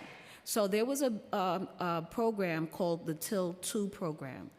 And in the TIL 2 program, what they were doing, HPD wrote to these buildings that, I'm sorry, it's taken us more years in order to renovate the building, so we're going to try this new pilot. You guys become the sponsors of the building. We help you with a nonprofit organization to do the renovation, and y'all come back to your building. So since they had the letter in 2006, our building went in 1996. We came into the program in 1997. At that time, HPD knew that they were having problems doing the renovation in the time period that they've been telling us is going to just take 3 to 5 years. You know, so that's disheartening to find out this information. And right now, that building, those buildings under that program is thriving. So the program is successful. I know the City Council wants the opportunity, as Mr. Feliz asked, for programs to come in for people of color, low income, the opportunity of home ownership, basically because of the redlining and all the other history of discrimination that we have. This TIL program is that opportunity. It's always been that type of opportunity for people of lower income. In regards to the income, you have to consider the AMI always increases every year. Right. So we have to keep that in perspective. Right. That's why we are in this situation, because costs continue to increase. I do need to move forward, but I see two more hands, so go ahead and thank you. I just want to say something real quickly. Through TIL, we were to buy an apartment for $250, but through ANC, we were told we have to pay $2,500. That's double the number. It doesn't make sense. Yeah, that's right, 10 times. Yes, thank you for giving me the opportunity again. I just want to bring to your attention that in our case, this is only one building I'm talking about. We were moved to HDFCs, most of us, some to other TIL buildings. Now, when we were moved in 2008 to HDFCs, we kept paying our original TIL rent. But the rent that we have to pay to the HDFC is like 3 to 4 times what we pay as TIL, right? That difference, HPD, since 2008, has been covering. We, the TA, have to pay the host buildings the full amount of the rent. So that means that what HPD refunds to us, that difference, still does not cover what we paid out. My rent and the rent of all the other tenants that were moved out since 2008 does not stay in our account, in our TA account. So that's one way that they know that they are depleting our account. By not allowing renting any vacancies, and those people that were out, that rent doesn't come to our account. So that's mismanagement of taxpayers' dollars. Thank you so much. And it's, you know, the holding hostage, the units being held hostage is one way that I've heard it described. So thank you. I want to thank you all for coming today, for waiting, and you know, HPD is listening, but they should be here in person, and so oh, there we go. We have our Deputy Commissioner, Assistant Commissioner here, so she's listening. But I just want to make sure that you know that we're with you. We're going to continue to have these conversations and hopefully get to an actual resolution for the buildings that remain in TIL. Thank you. Our next panel will be Jose Fernandez, Nelson Rodriguez, Lorraine Petley, and Furman Castro. You can come up to the table if you're here.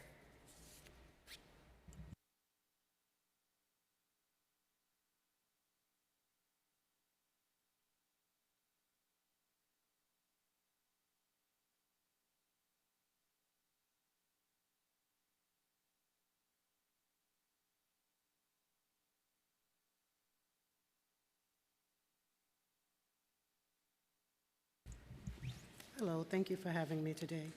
I'm a small homeowner, and I'm calling with regards to the oversight for small homeowners in regards to the preservation of homes. These programs that HPD have, I see there's no efficacy with the top tier, so the lower city agencies are not going to have any ethical efficacy either. I just want everyone to know that when you get one of these programs that fix your homes, there's a lien put on your home. There's a lien put on your home. Not only is there a lien put on your home, there's rent restrictions, there's moving restrictions. It's an inequitable change if the city agency does not meet its mission statement. It becomes inequitable. And all I just want to say is HPD should review these documents that these city agencies have because they're one-sided. I'm not going to get into any names or what happened because I'm going through court.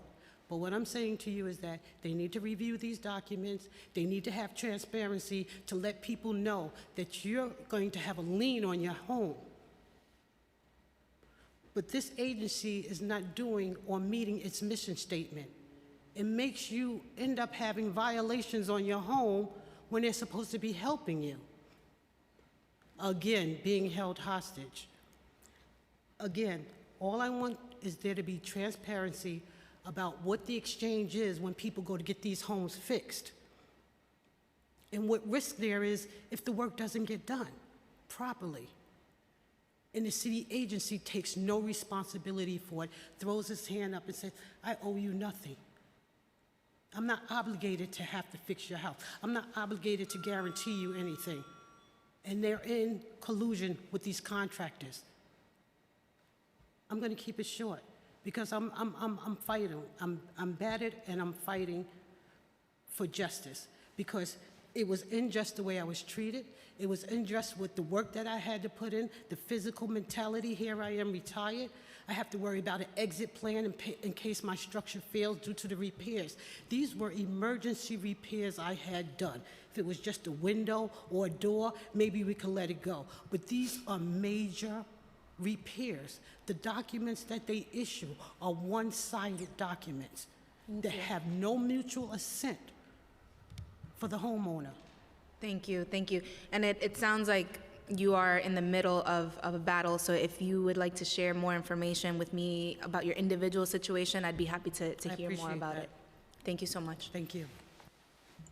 Thank you, and I just want to give a heads up to folks on Zoom. We'll be doing a Zoom panel next, so please be ready to hear your name. You can begin. Thank you. Fermin Castro, 2204 Amsterdam Avenue. I'm an occupant in apartment 1B.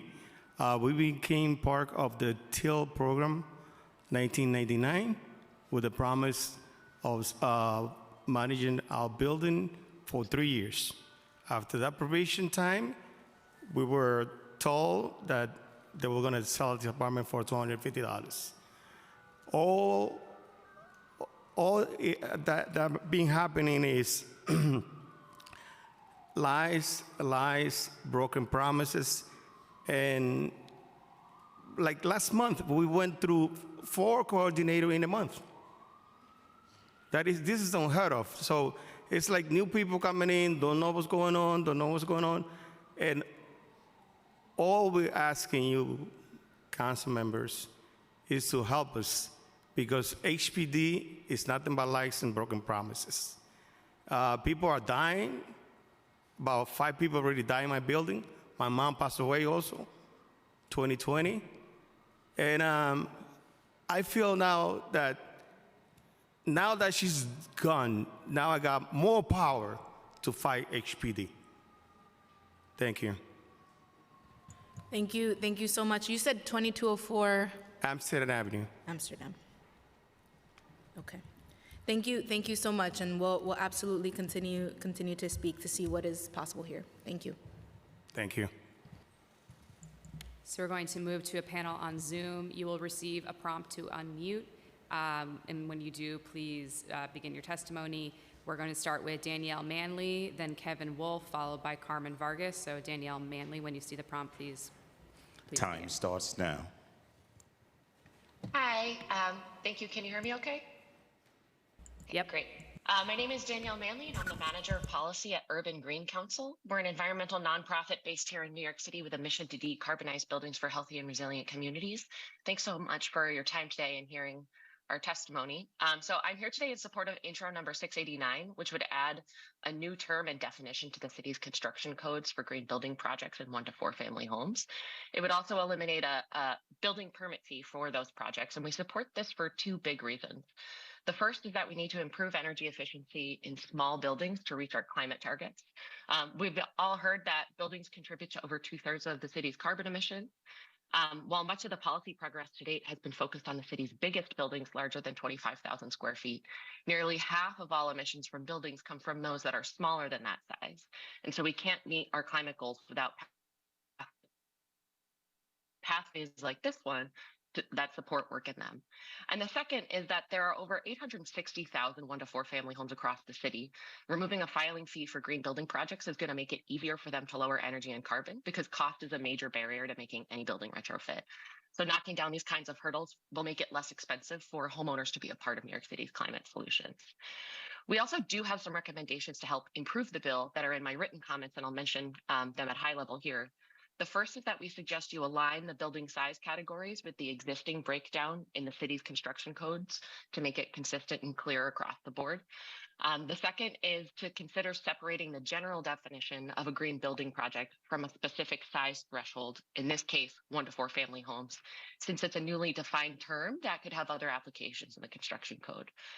Third is to create detailed eligibility criteria on what work constitutes a green building project. The current definition is a little ambiguous and could be difficult to apply in practice. And last is to clarify a methodology for how the fee waiver applies to permit applications. We think all of these can be addressed in consultation with DOB, and they'll make it easier for homeowners to understand their options and city administrators to oversee. Thanks so much for your time today and your leadership in moving the needle on smaller buildings. Thank you so much. Next, Kevin Wolf. Time starts now. Great. Thank you very much, Madam Chair, for hosting this hearing, and thank you to your staff at the City Council, who have been a delight to work with and been very helpful. My name is Kevin Wolf. I'm with the Center for New York City Neighborhoods.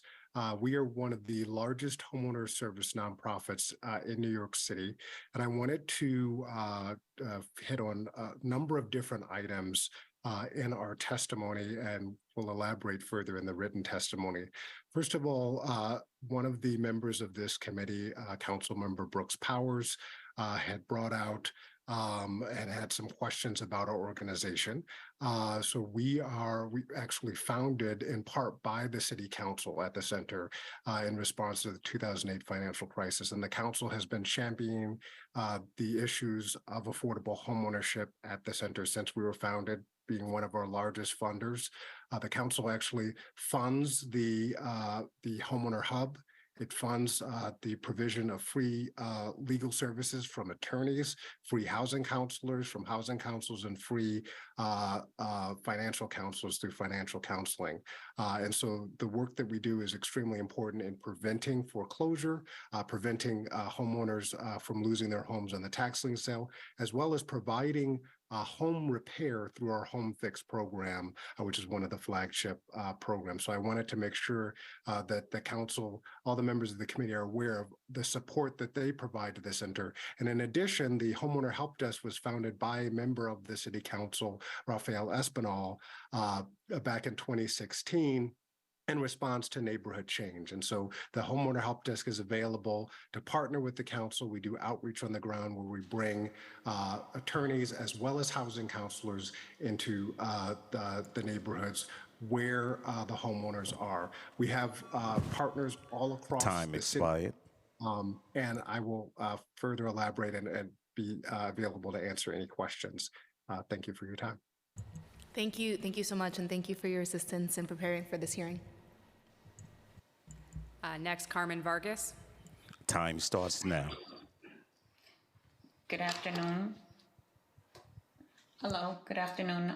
I'd like to thank the council for giving us the opportunity to voice our opinions in regards to our perspectives in regards to the ANCP program and also the TIL program. I'd like to first state that what Ms. Kim Darga stated in regards to the low income and not low maintenance for the affordable housing program is not true. My building just converted about a year ago. My building's 748 Beck Street in the Bronx, and we now have 4 mortgages, which we were not told we were going to incur in the onset of the conversion of our building. Also, it's overwhelming and unprecedented for them to state that the TIL program no longer exists as of 2006, when in 2020, they asked a building in Manhattan, the address being 206 West 120th Street, to reapply to TIL. Now, if the program is non-existent in 2006, why would they ask them to reapply in 2020? Thank you. Thank you so much for sharing that. Okay. Alexis Foote. Time starts now. Arvina Moody. Time starts now. Caitlin O'Connell. Time starts now. Yuan. Time starts now. Okay, thank you. This concludes the public testimony. If you are present, we have not called your name, please identify yourself now on Zoom or in the room.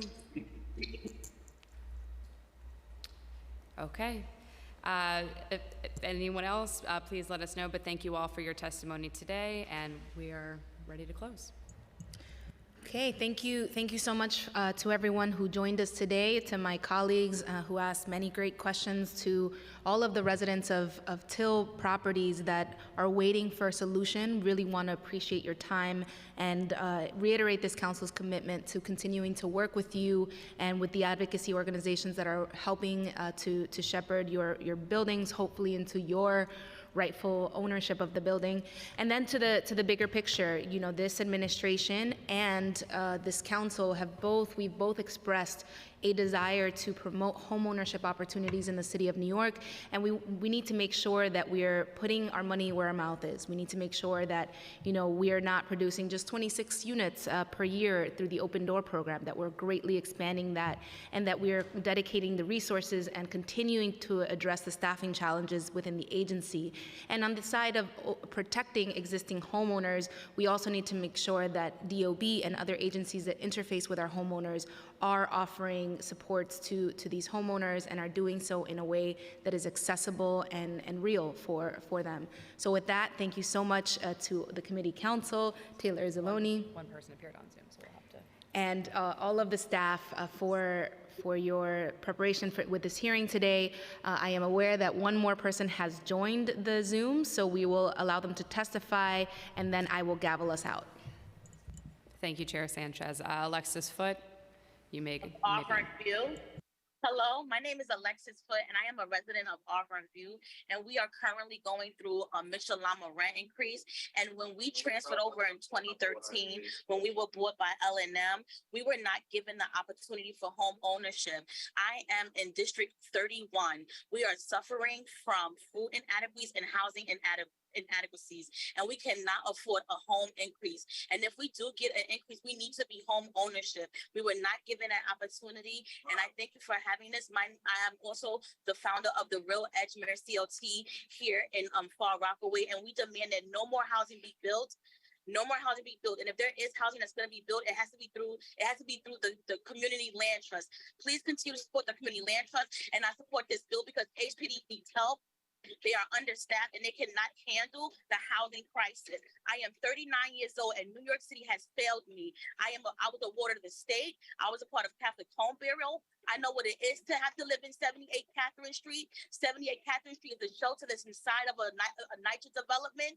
I have been at Saratoga Home for the Homeless. My first apartment was here in Ocean Village when I was 22 years old. I am 39 now. I am married and I have 3 kids. Me and my husband both work.